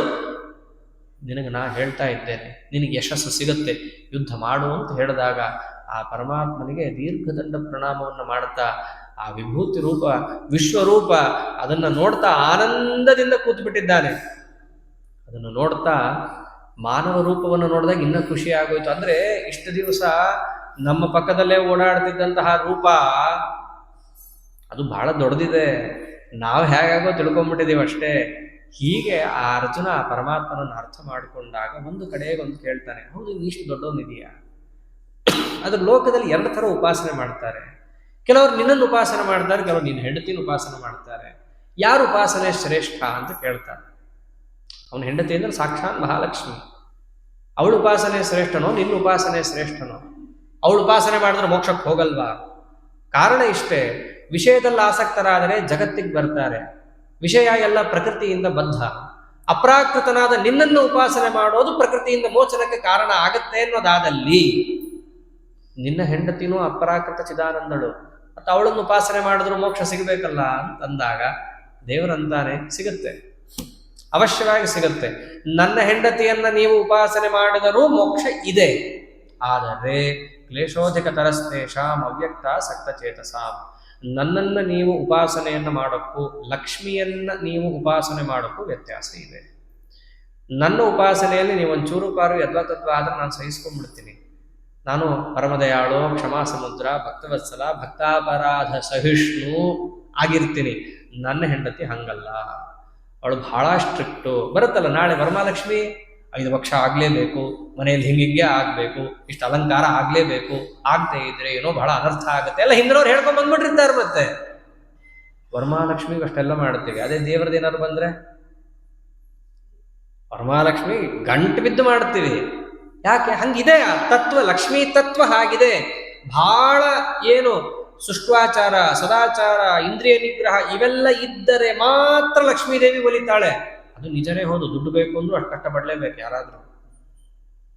ಹಾಗಿದೆ ಆ ಲಕ್ಷ್ಮೀ ತತ್ವ. ಇಷ್ಟೆಲ್ಲ ಇಷ್ಟೆಲ್ಲ ಮಾಡಿದ್ಮೇಲೆ ಏನಾಗತ್ತೆ? ಆ ಲಕ್ಷ್ಮೀದೇವಿ ಏನು ಸೀದು ತಗೊಂಡು ನಿಮ್ಮನ್ನು ಮೋಕ್ಷಕ್ಕೆ ಎಸೆಯಲ್ಲ, ಅವಳು ನನ್ನ ಹತ್ರನೇ ಬರ್ತಾಳು ವಾಪಸ್ಸು. ಮತ್ ನನ್ನ ಹತ್ರ ಬಂದ ಮೇಲೆ ಪುನಃ ಲಕ್ಷ್ಮೀನಾರಾಯಣ ಅಂತ ಉಪಾಸನೆ ಬೇರೆ ಮಾಡ್ಬೇಕು ನೀವು. ಅಂದ್ರೆ ಡಬಲ್ ಕೆಲಸ. ಆ ಕೆಲಸದಲ್ಲೂ ಕಷ್ಟ. ಆದ್ದರಿಂದ ನೀವು ಲಕ್ಷ್ಮಿಯನ್ನೇ ಮುಖ್ಯವಾಗಿ ಉಪಾಸನೆ ಮಾಡ್ತೀನಿ ಅಂತಂದ್ರೆ ಆಗಲ್ಲ. ಇನ್ನೊಂದು ಏನು ದೊಡ್ಡ ಪ್ರಾಬ್ಲಮ್ ಏನು ಅಂದ್ರೆ, ಲಕ್ಷ್ಮೀ ತತ್ವದ ಉಪಾಸನೆಯಲ್ಲಿ ಭಗವಂತನ ಕುರಿತಾಗಿ ಕಿಂಚಿತ್ ಅಜ್ಞಾನ ಬಂದ್ರೆ ನೀವು ಪೌರ್ಣ ಪಾತಾಳಕ್ಕೆ ಹೋಗ್ತೀರಿ. ಅವಳು ಹೀಗೆಲ್ಲ ನೋಡೋಳಲ್ಲ. ಅಂತಿಂತ ಹೆಂಡಂದ್ರೆ ಗಂಡನ್ನೇನಾರು ಬೈದ್ರೆ ಸಹಿಸಲ್ಲ, ಗಂಡನ ಬಗ್ಗೆ ತಪ್ಪಾಗಿ ತಿಳ್ಕೊಂಡ್ರೆ ಸಹಿಸಲ್ಲ. ಸಾಕ್ಷಾತ್ ಜಗನ್ಮಾತೆ. ಒಂದು ವೇಳೆ ಸ್ವಲ್ಪ ಆದರೂ ಪರಮಾತ್ಮನ ಬಗ್ಗೆ ತಪ್ಪಜ್ಞಾನ ಬಂದರೂ ಮುಗೀತು ನಿಮ್ಮ ಕಥೆ. ಶುರುವಿಂದ ಮತ್ತೆ ಎಲ್ಲ ಅಥಾತೋ ಶ್ರೀ ಗುರುಭ್ಯೋ ನಮಃ ಹರಿ ಓಮಿಂದ ಎಲ್ಲ ತೆಗೆದು ಬಿಡ್ತಾಳೆ. ಅಷ್ಟು ಕಷ್ಟ ಇದೆ ಅವಳು ಉಪಾಸನೆ. ಬೇಕಾ ನಿನಗೆ? ಆದ್ರೆ ಕೆಲವರು ಇದ್ದಾರೆ ಮಾಡೋರು ಅಂಥವ್ರು. ಅವರು ಲಕ್ಷ್ಮಿಯನ್ನು ಉಪಾಸನೆ ಮಾಡಿ ಮತ್ತೆ ನಂದೂ ಒಂದು ಉಪಾಸನೆ ಮಾಡಿ ನನ್ನ ಜೊತೆ ಮತ್ತೆ ಅವಳದು ಉಪಾಸನೆ ಮಾಡಿ ಮೋಕ್ಷಕ್ಕೆ ಹೋಗೋರು ಇದ್ದಾರೆ. ಅಷ್ಟೆಲ್ಲ ಬೇಡ. ಮೊದಲೇ ನೀನು ಒದ್ದಾಡ್ತಾ ಇದ್ದೀಯ. ಅಷ್ಟು ಕಷ್ಟದಲ್ಲಿದ್ದಾಗ ಮತ್ತೆ ಅವಳನ್ನ ಹಿಡಿತೀನಿ, ಇವಳು ಬೇಡ, ನನ್ನನ್ನು ಹಿಡಿ, ಅವ್ರಿಗೆ ನಾನು ದಾಟಿಸ್ತೀನಿ. ನನ್ನನ್ನು ಹಿಡಿಬೇಕಾದ್ರೆ ನನ್ನನ್ನಷ್ಟೇ ಹಿಡಿತೀನಿ ಅಂತ ನಾ ಕೇಳಲ್ಲ. ನನ್ನನ್ನು ನೀನು ಹಿಡಿಯೋದು ಅಂತಂದ್ರೆ ಏನರ್ಥ? ನನ್ನನ್ನು ಹಿಡಿಯೋದು ಅಂತಂದ್ರೆ ನನ್ನ ಹೆಂಡತಿಯಾಗಿ ಲಕ್ಷ್ಮಿಯನ್ನು ಪೂಜೆಯೂ ಮಾಡಬೇಕಾಗತ್ತೆ, ನನ್ನ ಮಕ್ಕಳಾಗಿ ಬ್ರಹ್ಮವಾಯುಗಳನ್ನ, ಅದರಂತೆಯೇ ಭಾರತೀ ಸರಸ್ವತಿಯರು, ಬ್ರಹ್ಮರುದ್ರಾದಿ ದೇವತೆಗಳು ಪ್ರತಿಯೊಬ್ಬರದ್ದು ನೀನು ಪೂಜೆಯನ್ನು ಮಾಡಬೇಕಾಗತ್ತೆ. ಆಚಾರ್ಯರು ಅದನ್ನೇ ಅಂದಿದ್ದು, ಪರಿವಾರತೆಯ ಗ್ರಾಹ್ಯ ಅಪಿ ಹೇಯಾ ಪ್ರಧಾನತಃ. ಭಗವಂತನನ್ನು ಪೂಜೆ ಮಾಡೋದ್ರೆ ಮಿಕ್ಕದವ್ರನ್ನೆಲ್ಲ ಮೂಲೆಗೆ ಸದ್ಬಿಟ್ಟು ದೇವರಿಗೊಂದೇ ಆರತಿ ಹಂಗ ಅದ್ಯಾವುದು ಕೇಳಲ್ಲ. ಎಲ್ಲ ದೇವತೆಗಳನ್ನು ಅವರವರ ತಾರತಮ್ಯಕ್ಕೆ ಅನುಸಾರವಾಗಿ ಪೂಜಿಸಿ ಪರಮಾತ್ಮನನ್ನು ಸರ್ವೋತ್ತಮ ಅಂತ ಅರ್ಚನೆ ಮಾಡೋದಿದೆಯಲ್ಲ, ಇದು ಶಾಸ್ತ್ರ ಸಮ್ಮತವಾದ ಪಂಥ. ಇದನ್ನ ಪರಮಾತ್ಮ ತಿಳಿಸ್ತಾ ಅಲ್ಲಿ ಪ್ರತಿಯೊಂದನ್ನು ಹೇಳ್ತಾ ಬರ್ತಾನೆ. ಒಂದು ಮಾತಂತಾನೆ, ನನ್ನಲ್ಲಿ ಮನಸ್ಸಿಡೋ ಅರ್ಜುನ, ನಿಂಗೆಲ್ಲ ಆರಾಮಾಗತ್ತೆ ಅಂತ. ನಮ್ದೆಲ್ಲ ಸಾಮಾನ್ಯವಾಗಿ ಏನಿರುತ್ತೆ? ಕಷ್ಟ ಸ್ವಾಮಿ, ನಮಗೆ ಮನಸ್ಸಿಡಕ್ಕಾಗಲ್ಲ, ಅಭ್ಯಾಸ ಮಾಡು ಅಂತಾನೆ ದೇವರದಕ್ಕೆ. ನಮ್ದು ಅದೇ ಅಲ್ಲ. ಒಂದೊಂದೇ ದೇವರು ಬಹಳ ಚೆನ್ನಾಗಿ ಹೇಳ್ತಾನೆ. ಮೊದಲೇನು? ಅಥ ಚಿತ್ತಂ ಸಮಾಧಾತುಂ ನ ಶಕ್ನೋಸಿ ಮಯಿ ಸ್ಥಿರಂ. ನನ್ನಲ್ಲಿ ಮನಸ್ಸಿಡೋ ಅರ್ಜುನ ಅಂತಂದಾಗ ಕಷ್ಟ. ನಿನ್ನಲ್ಲಿ ಮನಸ್ಸಿಡೋಕ್ಕೆ ಆಗಲ್ಲ, ಹೌದಾ? ಹಂಗಿನ ಮೇಲೆ ಏನು ಹೇಳ್ತಾರೆ ದೊಡ್ಡವರು? ಅಭ್ಯಾಸ ಯೋಗೇ ನತತೋ ಮಾಮಿಚ್ಛಾಪ್ತುಂ ಧನಂಜಯ. ಕಷ್ಟ ಆದ್ರೆ ಪ್ರಯತ್ನ ಪಡೋ, ಅಭ್ಯಾಸ ಮಾಡೋ. ನನ್ನಲ್ಲಿ ಮನಸ್ಸಿಡಕ್ಕಾಗತ್ತೆ, ಅದು ಕಷ್ಟ. ಅಭ್ಯಾಸ ಮಾಡೋಕ್ಕಾಗಲ್ಲ. ಅಭ್ಯಾಸೇಪ್ಯಸಮರ್ಥೋಸಿ. ಒಂದು ವೇಳೆ ಅಭ್ಯಾಸನೂ ನಿನಗೆ ಕಷ್ಟ ಆಗ್ತಾ ಇದೆಯಾ? ಹಾಗಿದ್ರೆ ಮತ್ಕರ್ಮ ಪರಮೋ ಭವ. ಮನಸ್ಸನ್ನು ಅಷ್ಟು ನೇರವಾಗಿ ಇಡಕ್ಕಾಗ್ತಿಲ್ಲ ಅಂದ್ರೆ ಹೊರಗಿನ ಕೆಲಸ ಮಾಡು, ನನಗೆ ಸಂಬಂಧಪಟ್ಟಿದ್ದು. ದೊಡ್ಡವರು ಶುಶ್ರೂಷೆ ಮಾಡು, ನನ್ನ ಪೂಜೆ ಅಂತೀನಿ ಅದನ್ನು ಮಾಡು. ಅದು ಕಷ್ಟ, ಪೂಜೆ ಆಗಲ್ಲ ನನ್ನ ಕೈಯಲ್ಲಿ, ಹೌದಾ? ಮದರ್ಥಮಪಿ ಕರ್ಮಾಣಿ ಕುರ್ವನ್ ಸಿದ್ಧಿಮವಾಪ್ಸ್ಯಸಿ. ಒಂದು ವೇಳೆ ನೀನು ನನಗೋಸ್ಕರ ಅಂತ ಪೂಜೆಯನ್ನು ಮಾಡಿದ್ರು ನಿನಗಿದೆಲ್ಲ ಫಲ ಒದಗುತ್ತಪ್ಪ ಕ್ರಮೇಣ. ಪೂಜೆ ಆಗಲ್ಲ. ಸಂಧ್ಯಾವನ್ನೇ ಸಹಿತ ಕಷ್ಟ ಆಗಿದೆ, ಬಿಡಬಾರ್ದು ಮತ್ತೆ. ಆದರೆ ಏನು ಮಾಡಬೇಕು? ಕಷ್ಟ ಆಗಿದೆ. ಅದಕ್ಕಂದ ಅಥೈತದಪ್ಯ ಶಕ್ತೋಸಿ ಕರ್ತುಂ ಮದ್ಯೋಗಮಾಶ್ರಿತ. ಒಂದು ವೇಳೆ ನಿನಗೆ ನಿಷ್ಕಾಮವಾಗಿ ಆ ಕೆಲಸವನ್ನು ಮಾಡಲಿಕ್ಕೆ ಆಗದಿದ್ದಲ್ಲಿ ಮದ್ಯೋಗಮಾಶ್ರಿತ ಸರ್ವಕರ್ಮ ಫಲತ್ಯಾಗಂ ತತಃ ಕುರ್ಯತಾತ್ಮವಾನ್. ನಿನಗೆ ಫಲದ ಅಪೇಕ್ಷೆಯನ್ನು ಬಿಟ್ಟು ಒಂದು ವೇಳೆ ಕೆಲಸ ಮಾಡಕ್ಕಾಗದಿದ್ದ ಪಕ್ಷದಲ್ಲಿ ಫಲದ ಅಪೇಕ್ಷೆ ಇಟ್ಕೊಂಡಾರು ಮಾಡು, ಅದಾದ್ರೂ ಮಾಡು, ಕೆಲಸ ಮಾಡು. ಅದು ಕಷ್ಟ ಆಗ್ತಾ ಇದೆ ಅಂತಂದ್ರೆ ಮನುಷ್ಯಾಗಿ ಯಾಕೆ ಹುಟ್ಟಿದ್ಯಾ ಅಂತ ಕೇಳ್ತಾನೆ ನೆಕ್ಸ್ಟ್ ದೇವರು. ಮನುಷ್ಯನಾಗಿ ಹುಟ್ಟಿದ್ದೇ ಇಷ್ಟೆಲ್ಲ ಕೆಲಸ ಮಾಡ್ಲಿಕ್ಕೆ, ಅದು ಆಗಲ್ಲ. ಪ್ರಾಣಿಯಾಗಿದ್ರು ಅಷ್ಟೇ ಮಾಡ್ತವೆ, ಇನ್ನೇನು ಮಾಡ್ತವದು? ಪ್ರಾಣಿಯಾದ್ರೂ ಒಂದೇ, ನೀನಾದ್ರೂ ಒಂದೇ. ಹಂಗಿದ ಮೇಲೆ ಒಂದು ದೇವರಿಗೋಸ್ಕರ ಒಂದು ನಮಸ್ಕಾರನೂ ಹಾಕಕ್ಕೆ ಆಗಲ್ಲ ರೀ ನನಗೆ ಅಂತಂದ್ರೆ ಯಾಕಾಗಿ ಹುಟ್ಟಿದೆ ಮನುಷ್ಯನಾಗಿ? ವ್ಯರ್ಥ. ಅಲ್ಲಿ ತನಕ ದೇವರು ಹೋಗ್ತಾನೆ, ನನಗೆ ಆಗಲ್ಲ ಆಗಲ್ಲ ಅಂತ. ಎಲ್ಲಿ ತನಕ ಹೋಗ್ಬೇಕ್ರಿ? ಇಲ್ಲಿ ತನಕ ಹೋಗ್ಬೋದು, ಅಲ್ಲಿ ತನಕನೂ ಡೀಪ್ ಆಗಿ ದೇವರು ಇಳಿದ ಮೇಲೂ ಆಗಲ್ಲ ಅಂತ ಮನುಷ್ಯನಾಗಿ ಹುಟ್ಟಿ ಮನುಷ್ಯ ರೂಪೇಣ ಮೃಗಾಶ್ಚರಂತಿ ಅಷ್ಟೇ, ಮನುಷ್ಯರ ವೇಷದಲ್ಲಿರೋ ಪ್ರಾಣಿಗಳಷ್ಟೇ ಅವೆಲ್ಲ ಅಂದ್ಬಿಡ್ತಾನೆ ದೇವರು. ಹೀಗೆ ಆ ಪರಮಾತ್ಮ ಪ್ರತಿಯೊಂದನ್ನು ಕೂಡ ಹೇಳ್ತಾ ಒಂದು ಮಾತು ಹೇಳ್ತಾನೆ, ಎಲ್ಲ ನೀನು ಮಾಡ್ತೀಯಲ್ಲ ಅರ್ಜುನ, ಇದರ ಗುರಿ ಏನು ಅಂದರೆ ನನ್ನನ್ನು ಕಾಣೋದೇ ನಿಜವಾದ ಗುರಿ. ಅದಕ್ಕೋಸ್ಕರ ಇಷ್ಟೆಲ್ಲ ನಾನು ಹೇಳ್ತಾ ಇರೋದು. ಅದಕ್ಕಿರುವಂತಹ ಸಾಧನೆ ಯಾವುದು ಅಂತಂದರೆ ಏನೇನು ಕೆಲಸ, ಧ್ಯಾನ ಏನೇನು ಮಾಡ್ತೀಯೋ ಮುಖ್ಯವಾಗಿರಬೇಕಾದದ್ದೇ ಭಕ್ತಿ. ಆ ಭಕ್ತಿಯ ಮುಖ್ಯವಾದ ಅಂಶ ಸ್ನೇಹ ಮತ್ತು ಅದರ ಹಿನ್ನೆಲೆಯಲ್ಲಿರಬೇಕಾದ ಮಹಾತ್ಮ್ಯ ಜ್ಞಾನ. ಅದನ್ನು ನಾನು ತಿಳಿಸಿಕೊಟ್ಟಿದ್ದೀನಿ ನಿನಗೆ. ಆ ಜ್ಞಾನವನ್ನು ಪಡ್ಕೊಂಡು ಇಷ್ಟೆಲ್ಲ ನೀನು ಸ್ನೇಹವನ್ನು ಮಾಡ್ತಾ ಕೆಲಸವನ್ನು ಮಾಡಬೇಕು. ಅಷ್ಟು ಮಾಡಿದ್ರೆ ಮಾತ್ರ ಮಾಡಿದ್ದಕ್ಕೊಂದು ಸಾರ್ಥಕತೆ. ಆ ಭಕ್ತಿ ಅನ್ನೋ ಒಂದು ಅಂಶ ಇಲ್ಲದೆ ನೀನು ಏನು ಆಶ್ರಮೇಧ ರಾಜಸೂಯ ಏನೇನು ದೊಡ್ಡದು ಅಂತ ಅನಿಸ್ಕೊಂಡಂತಹ ಕೆಲಸಗಳಿದ್ದಾವೋ ಏನು ಮಾಡಿದರೂ ಅದು ವ್ಯರ್ಥನೆ. ಸರಿ, ಭಕ್ತಿ ಒಂದಿದ್ರೆ ಸಾಕ? ಇಲ್ಲ, ಭಕ್ತಿ ಜೊತೆಗೆ ಇನ್ನೊಂದು 30 ಗುಣಗಳನ್ನು ಹೇಳ್ತಾನೆ ದೇವರು. ಅದಷ್ಟು ಇರಬೇಕು. ಅಷ್ಟಿದ್ದು ನನ್ನ ಭಕ್ತ ಯಾರಾಗಿರ್ತಾನೋ ಅವನು ನನಗೆ ಪ್ರಿಯ. ಅನಪೇಕ್ಷ ಶುಚರ್ದಕ್ಷ ಉದಾಸೀನೋ ಗತವ್ಯಥಃ ಇಂದ ಆರಂಭವನ್ನ ಮಾಡಿ ಒಂದು 30-32 ಗುಣಗಳನ್ನು ಹೇಳ್ತಾನೆ. ಇವೆಲ್ಲ ರೂಢಿಸ್ಕೋಬೇಕು. ಹಿಂದಿನ ಕಾಲದಲ್ಲೆಲ್ಲ ಗುರುಕುಲದಲ್ಲೆಲ್ಲ ಹೇಳ್ಕೊಡ್ತಿದ್ರಂತೆ. ಇವೆಲ್ಲ ಸ್ಕೂಲಲ್ಲಿ ಸಿಗಲ್ಲ, ಬಹಳ ಕಷ್ಟ ಇವೆಲ್ಲ.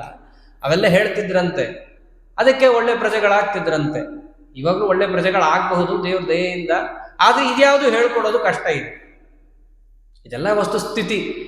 ಆದ್ದರಿಂದ ದೇವರು ಭಕ್ತಿಯನ್ನಷ್ಟೇ ಮಾಡಿದರೆ ಸಾಲದಪ್ಪ, ನನಗೆ ಪ್ರಿಯ ಆಗಬೇಕಂದ್ರೆ ಅದರ ಜೊತೆ ಇಷ್ಟಿಷ್ಟು ಗುಣಗಳಿದ್ದಾವೆ, ಅದನ್ನು ನೀನು ರೂಢಿಸ್ಕೋಬೇಕು ಅಂತ ಹೇಳಿ ಒಂದಿಷ್ಟು ಗುಣಗಳನ್ನು ಹೇಳಿ, ಅನೇಕ ಗುಣಗಳಲ್ಲಿ ಇಷ್ಟೆಲ್ಲ ಕಷ್ಟ ಇದೆ, ಒಂದೆರಡು ರೂಢಿಸ್ಕೋತೀವಿ ನಮ್ಮ ಜೀವನದಲ್ಲಿ ಸಾಕಾಗಬಹುದಾ ಅಂತಂದರೆ ಸಾಕು ಅಂತ. ಒಂದಾದ್ರೂ ಆ ಗುಣವನ್ನು ನೀ ರೂಢಿಸ್ಕೋಪ. ಅವಾಗಂತಾನೆ ಏತು ಧರ್ಮ್ಯಾಮೃತಮಿದಂ ಯಥೋಕ್ತಂ ಪರ್ಯುಪಾಸತೆ ಶ್ರದ್ಧದಾನ ಮತ್ಪರಮಾಹ ಭಕ್ತಾಸ್ತೇತೀವ ಮೇ ಪ್ರಿಯಾ. ಒಂದೊಂದು ಗುಣವನ್ನು ರೂಢಿಸ್ಕೊಂಡ್ರೆ ನನಗೆ ಪ್ರಿಯನಾಗ್ತಾನೆ ಅಂತಿದ್ದಾಗ ಎಲ್ಲವನ್ನು ರೂಢಿಸ್ಕೊಂಡ್ರೆ ಭಕ್ತಾಸ್ತೆ ಅತೀವ ಮೇ ಪ್ರಿಯ, ಅವ್ರು ನನಗೆ ಪ್ರಿಯರಾಗುತ್ತಾರೆ.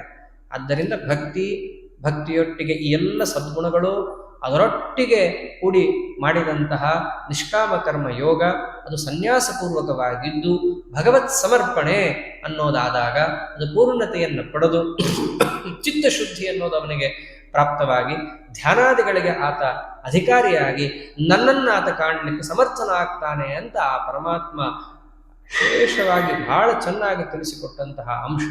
ಮುಂದೆ ಯಾವ ರೀತಿಯಾಗಿ ಈ ವಿಷಯವನ್ನು ತಿಳಿಸಿದ್ದಾನೆ ಇತ್ಯಾದಿ ಭಾಗವನ್ನು ನಾಳೆ ದಿವಸ ನೋಡೋಣ. ಶ್ರೀಕೃಷ್ಣ ಅರ್ಪಣಮಸ್ತು. ಹರೆಯೇ ನಮಃ.